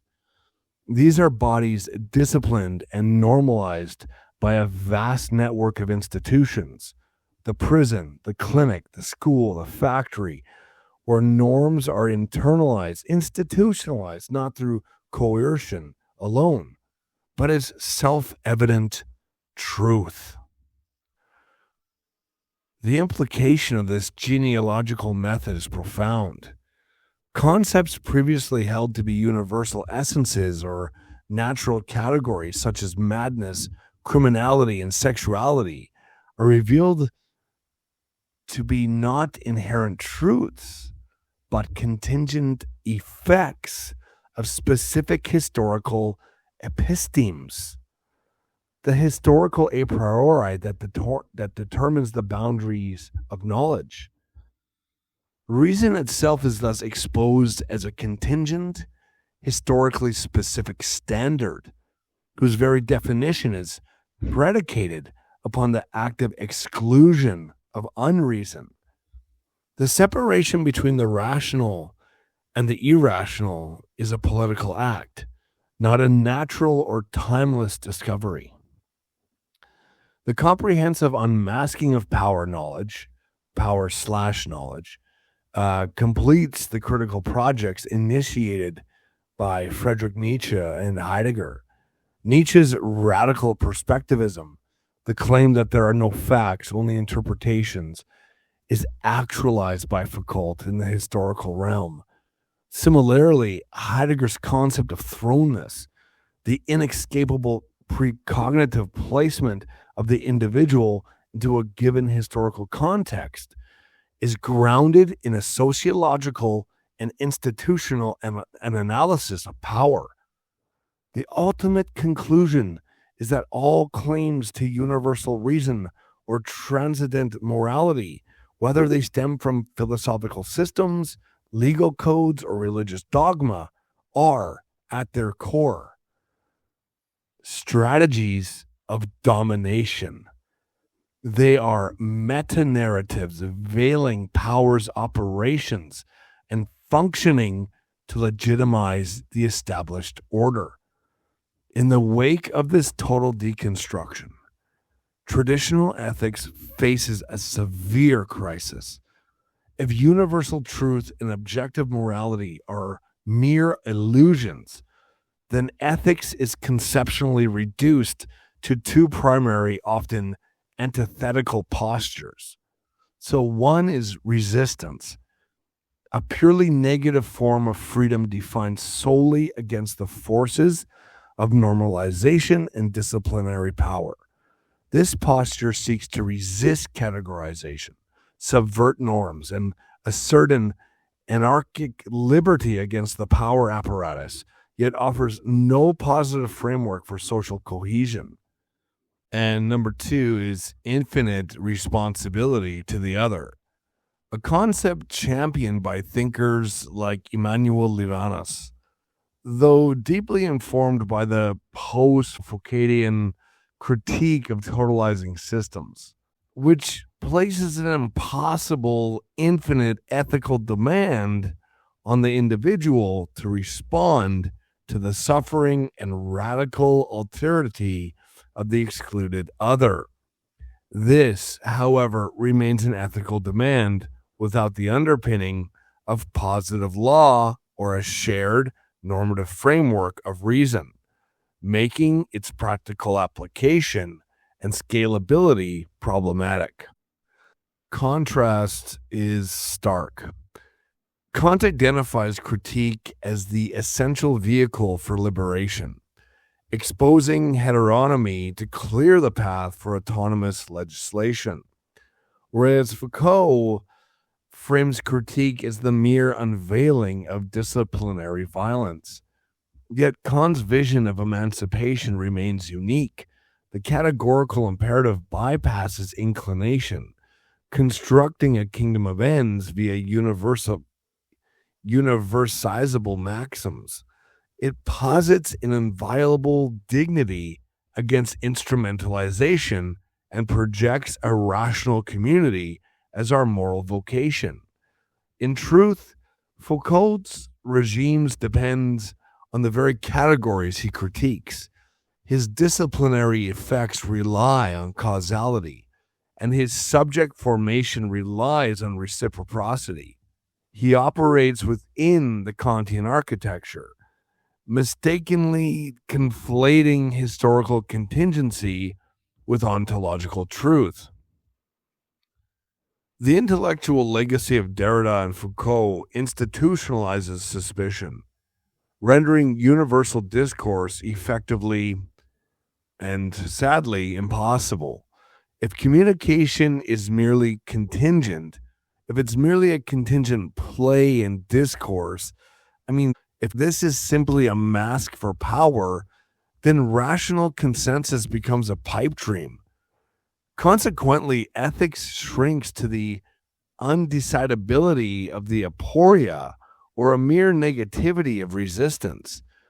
The autonomous subject, once the celebrated agent of the Renaissance, it dissolves for Derrida into a linguistic trace, for Foucault into an effective power knowledge. Truth itself is demoted, functioning either as a contingent weapon or a deferred promise that can never be fully secured. The Kantian vision of a shareable world, a sensus communis, predicated on mutual recognition, here it lies buried. We are left with a fractured reality, a cacophony of incommensurable language games where dialogue collapses into tribalism. This is the postmodern abyss, a schizophrenic, unintegrated social condition. We must move beyond this by reclaiming Kant, not as a historical artifact, but as our cornerstone. We need not fight this nihilism on its own shifting sands. We must rebuild upon the unshakable transcendental foundations, the necessary conditions for experience that deconstruction never, and I mean never, even dreamed of reaching. The Kantian resolution, refortified. Foucault's historical ontology performs an indispensable task. It reveals the contingent limits that shape our subjectivity and institutions, freeing us from the illusion that present arrangements are necessary. Yet a purely historical critical stance cannot on its own account for the normative force it itself employs. Every act of critique, every exposure of domination is wrongful, implicitly invokes a standard of freedom, dignity, or justice that exceeds the historical situation. Foucault's genealogical method is itself an exercise of practical reason. It rests on a commitment to the possibility of being otherwise that only a being capable of self-governance can exercise. Thus, far from being dissolved by genealogical analysis, autonomy reasserts itself as the condition of genealogy's own intelligibility. The resolution is not to retreat from history, but to identify the transcendental elements that are necessarily presupposed in any practice of critique and moral community. These elements do not reside in the nominal heaven. They are performatively unavoidable for beings who engage in rational discourse and hold one another accountable. We thus reclaim three integrated pillars, now understood as practical postulates rather than metaphysical substances. 1. The transcendental conditions of communicative agency. Shared understanding, objective judgment, and meaningful disagreement are possible only on the assumption of certain invariant structures of reason, basic logical principles, the category of causality applied to a shared world, and the presupposition that our cognitive faculties are sufficiently orientated to truth. These are not timeless Platonic forms, but functional necessities we cannot coherently deny while participating in the very practices that constitute scientific and everyday discourse. Their denial is performatively self-contradictory. The skeptic who argues against them must already employ them to frame the argument. This anchor, this anchors knowledge not in an ahistorical certainty, but in the reflexive structure of rational activity itself. 2. The categorical imperative as the formal grammar of moral relation.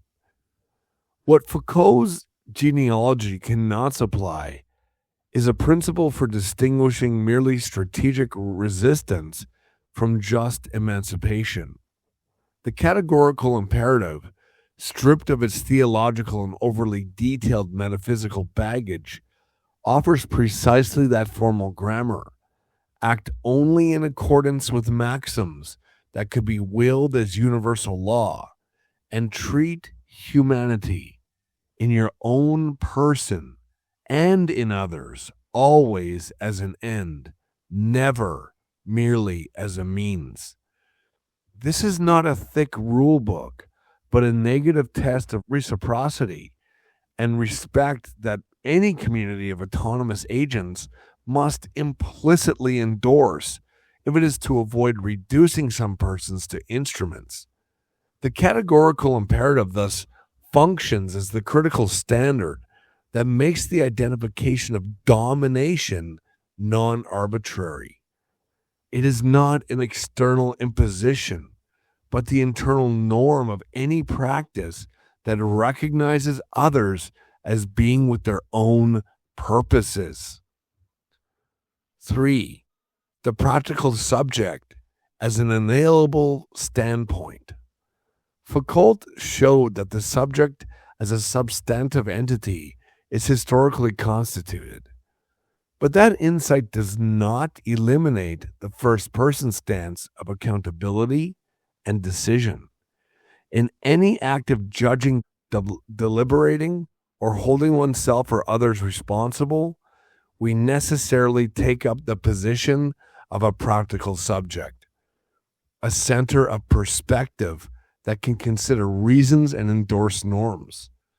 This subject is not a simple substance.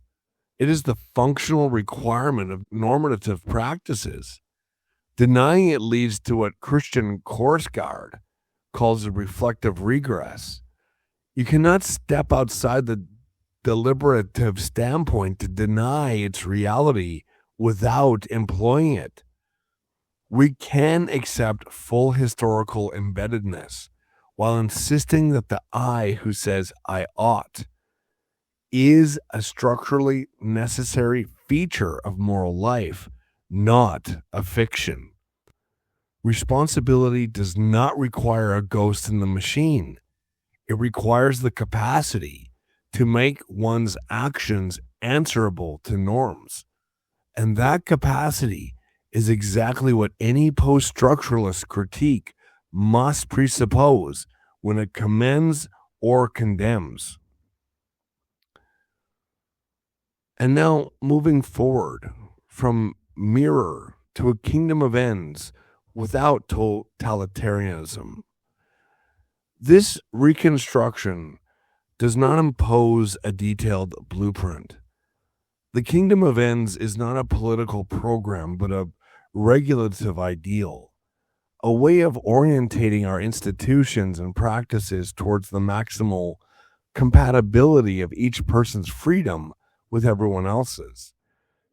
Because the categorical imperative is formal, it leaves substantive negotiations open to democratic deliberation, historical learning, and continual critique, precisely the kind of critique that Foucault himself excelled at. The Kantian resolution thus allies itself with a genealogical unmasking, but refuses to let the unmasking descend into normative vacuity.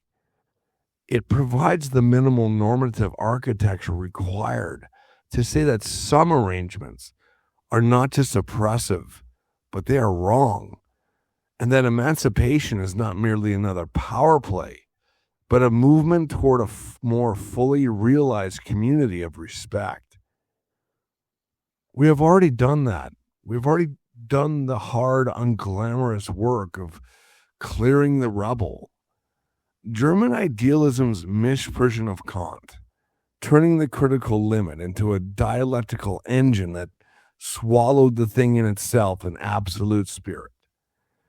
I mean, all of this has been traced and rejected. Nietzsche's furious but ultimately mistaken refutations, which confused the dignity of the moral law with a resentful slave morality. These have all been answered. Heidegger's profound but distorting misreadings, which buried the transcendental subject under an oblivion of being that and thereby opened the door to every subsequent dissolution of the human. All of this has been laid bare.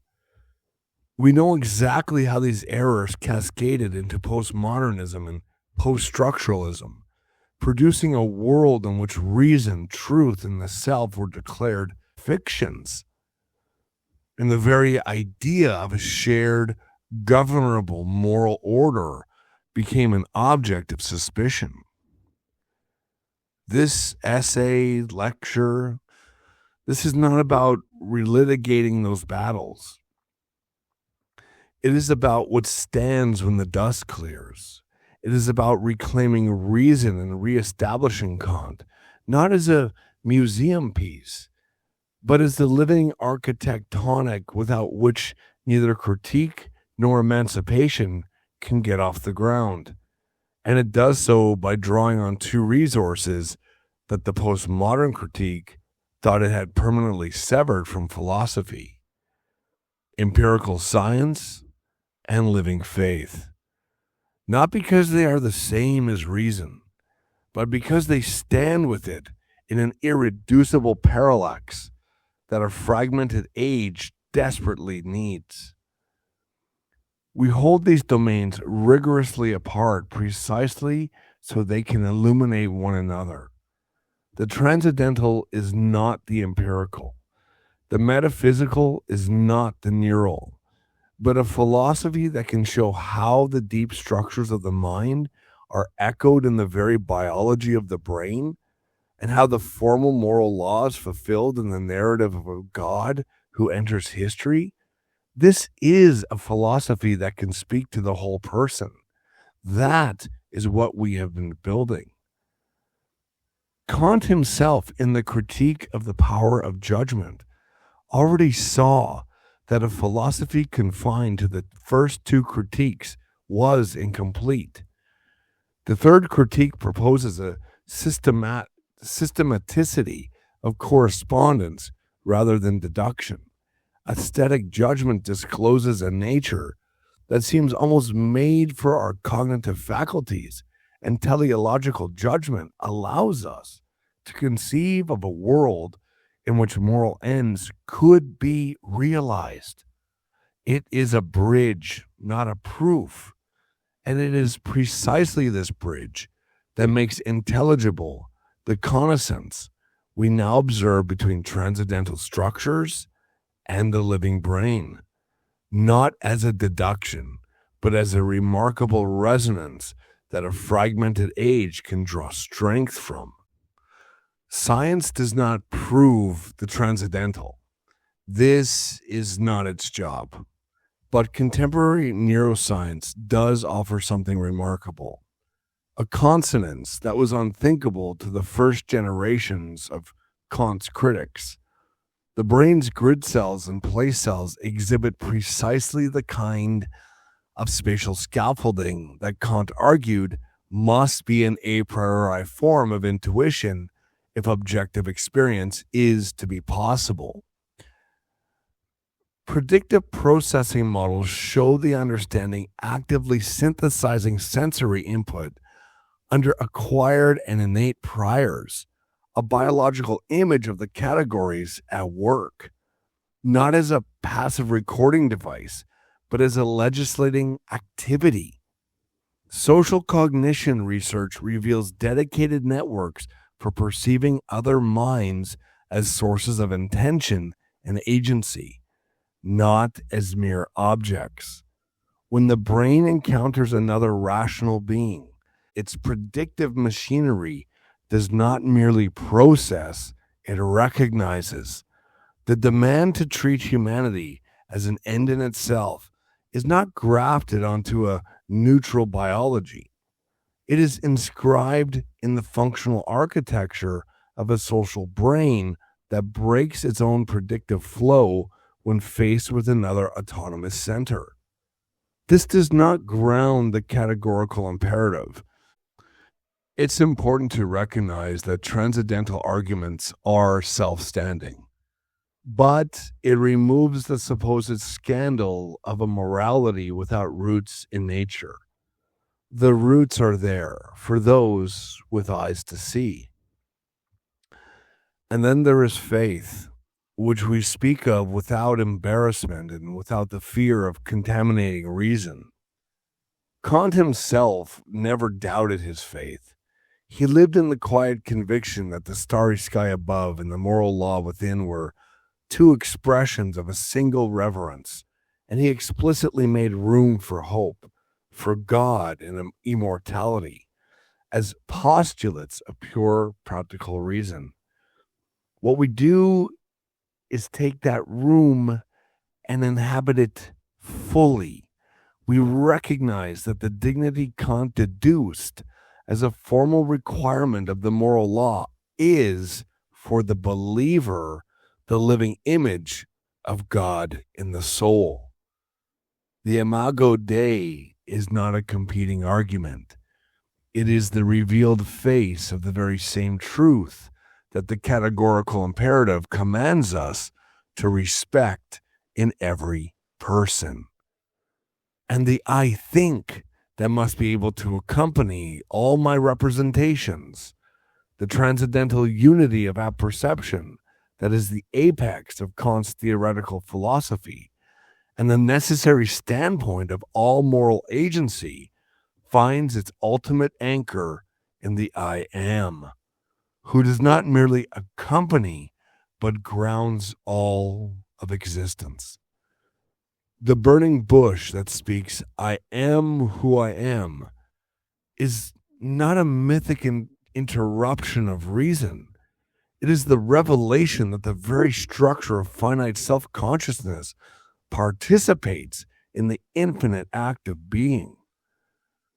Jesus of Nazareth, who dares to say, before Abraham was, I am, steps into the grid of history and lives the moral law completely, not as a new set of rules, but as the person who treats every outcast, every sinner, and every enemy as an end, and who offers his own life as the ultimate refusal to instrumentalize any human being.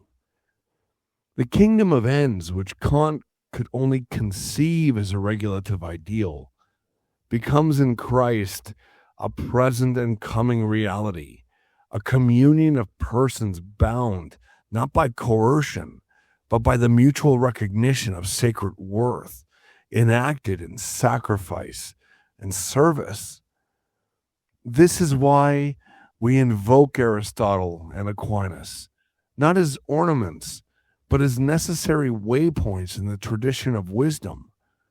Aristotle understood that the highest knowledge is not cleverness, but a contemplative union with what is most real, and that the goal of human life is eudaimonia, flourishing in accordance with virtue, in friendship and justice, orientated toward the divine. Aquinas, reading Aristotle through the light of revelation, showed that the hierarchy of being is not a chain of oppression, but a cascade of generosity. Every finite thing exists by participation in the sheer act of being that is God. Ipsum esse subsistens. The rational creature, made in God's image, is called not merely to know about God, but to know God and to love what it knows. When Kant places the highest good in the union of virtue and happiness, and when he postulates God as the guarantor of that union, he is not retreating into wishful thinking. He is acknowledging that practical reason, taken seriously, pushes us beyond itself toward a ground that it cannot command but must receive. We do not confuse these registers. Philosophy gives us the rigorous form of reason and morality. Science gives us the empirical texture of a nature that is not alien to mind, but already shaped by its transcendental conditions. Faith gives us the ultimate meaning, hope, and the face of a person to trust. Together, they form an indissoluble strength, not a syncretic muddle, but a life lived in the full light of reality. Thus, the priest of Königsberg still speaks, not because we cling to an enlightenment relic, but because his discovery is inexhaustible, that we are not mere spectators in a deterministic cosmos, nor accidental constructs of power, but we are legislators of the world we experience and the moral law we obey. The I think is not a fragile fiction to be dismantled. It is the non-negotiable standpoint without which every argument, every act of resistance, every claim of justice falls silent. And that, I think, is itself a finite participation in the I am, who alone can say that it with absolute sovereignty and love. This is the truth that sets us free from the nihilism that denies any truth, free from the anxiety of groundlessness, free from the tyranny of pure difference that dissolves every bond. We stand on secure ground, the a priori manifold of experience, the formal grammar of moral community, and the living word that was in the beginning. And we, students of reality and lovers of wisdom, are free to begin the work of building a common world, serving one another with courage and mercy that this vision alone can sustain. We do not deny the darkness. That would be a betrayal of everything that Kant taught. The starry sky above is not a cozy canopy. It is the indifferent immensity that reduces every human project to silence. The moral law within is not a warm feeling. It is the stern, unyielding command that cuts against inclination, that demands we act against our own advantage, that sometimes requires us to stand alone and unaided. Finitude, fragility, and the ever-present possibility of failure are not obstacles to the moral life. They are its very conditions. A will that could not fail would not be free. A world without tragedy would have no need of courage, of sacrifice, of that specific and irreplaceable love that binds itself to another in full knowledge of loss. This is the tragic register we refuse to abandon. It is what separates our Kantianism from a shallow rationalist utopianism that imagines the kingdom of ends as a well-administered bureaucracy of the virtuous. The kingdom is an ideal, and every honest glance at human history, at the axe murderer, the death camp, the mundane betrayal of a friend, it all reveals how far we stand from it. This gap is not disproof of the moral law. It is the very ground of its authority. We are commanded precisely because we are not already what we ought to be. And the dignity of the human being lies in this, that we can recognize the gap, suffer it, and continue to strive. A stone feels no moral failure. A God has no need of striving. Only a finite rational being, poised between animal compulsion and divine perfection, can know the sublime weight of the ought. This tragic sense does not weaken the Kantian edifice. It completes it. And that edifice must be stated plainly, without ornament, because everything else we say depends on its stability. The first pillar is the universal manifold. Space and time are not learned from experience. They are the a priori forms that make experience possible.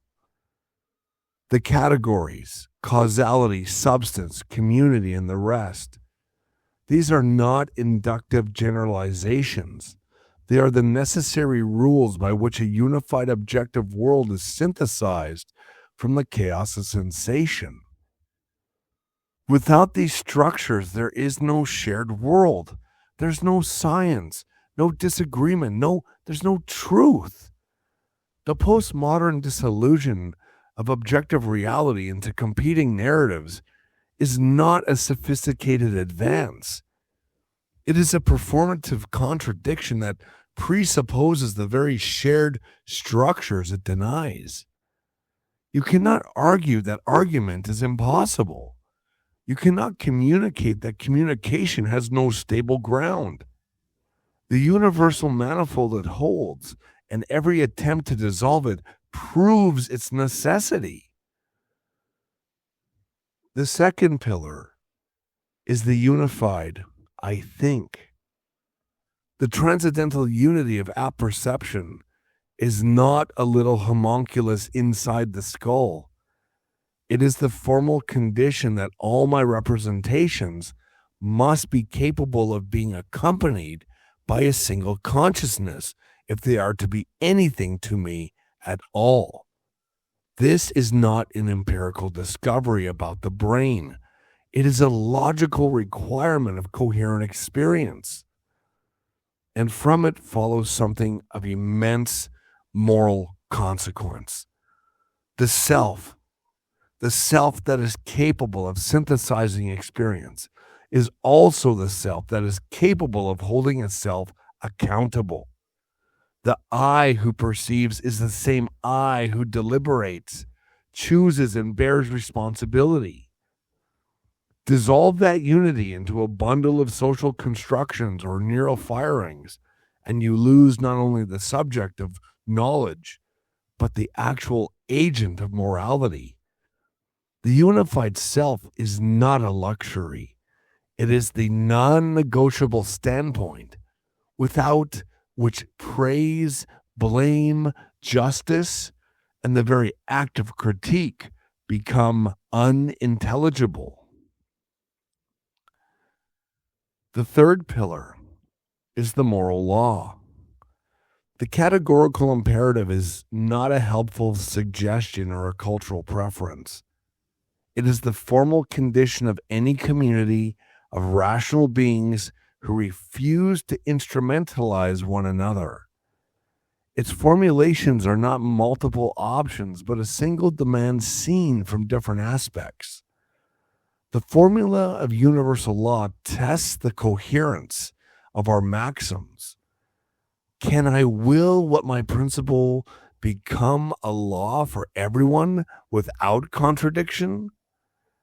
The formula of humanity commands that I never treat any person, myself included, merely as a means, because every rational being possesses a dignity that has no equivalent and no price.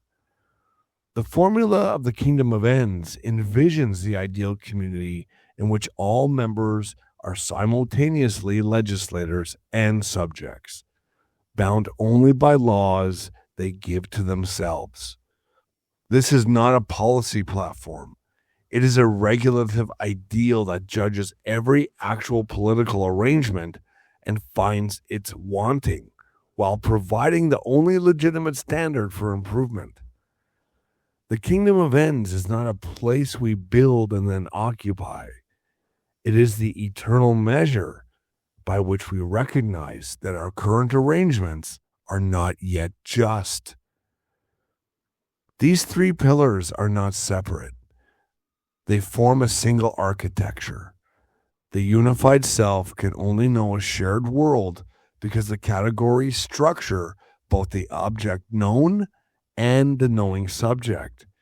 The moral law can only command a being who is both free and embedded in a world of other free beings. The dignity of the person, the possibility of science, and the demand for justice are not independent commitments we happen to hold.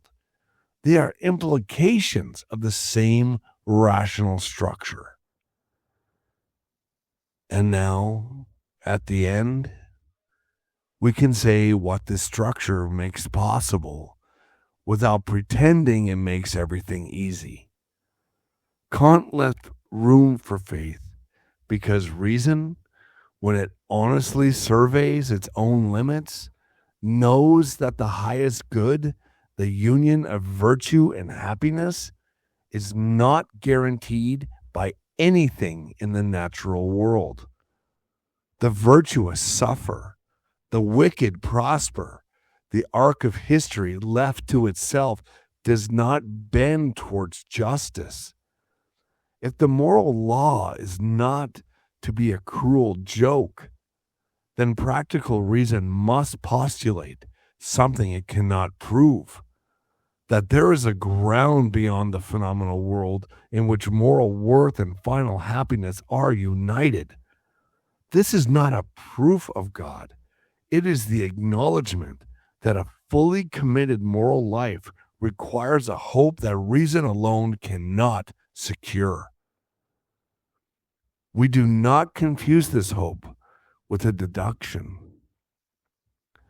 We do not pretend that neuroscience proves the categorical imperative or that the imago Dei is some kind of theorem. But we recognize with Aristotle that the highest knowledge culminates in contemplation. With Aquinas, that every finite being participates in the sheer act of existence that is God. With Kant, that the starry sky and the moral law evoke a single awe, that the life of reason, honestly lived, opens unto a mystery it cannot master. And for those of us who have received the gift of faith, that mystery has a face and a name. The I think that unifies our experience finds its origin and its destination in the I am who spoke from the burning bush and walked the roads of Galilee. The person who treated every outcast as an end, who refused to instrumentalize even his enemies, who went to death rather than betray the law of love. This person is what the kingdom of ends looks like in flesh and blood. We do not claim to deduce this. We confess it. And the confession does not undermine reason. It completes it. In a register, reason itself knows it cannot command. So we stand together at the threshold of whatever comes next. And we do not stand as a priesthood. We stand as students of reality, bound by the shared tragedy of finitude and the shared dignity of being rational. We know the world is not yet as it ought to be. We know we are not yet as we ought to be. But we are not paralyzed by this knowledge. The universal manifold holds. The unified self endures. The moral law commands. And the tragic gap between what is and what ought to be is not a reason for despair, but the space in which freedom operates. And finally, we face that gap without sentimentality and without cynicism, armed with the only things that have ever withstood the darkness: reason, courage, and a hope that does not depend on outcomes. The swerve into suspicion has ended. We, the finite, fragile, dignified, and bound to one another by a law we did not invent but cannot escape, we are free, truly free, to begin.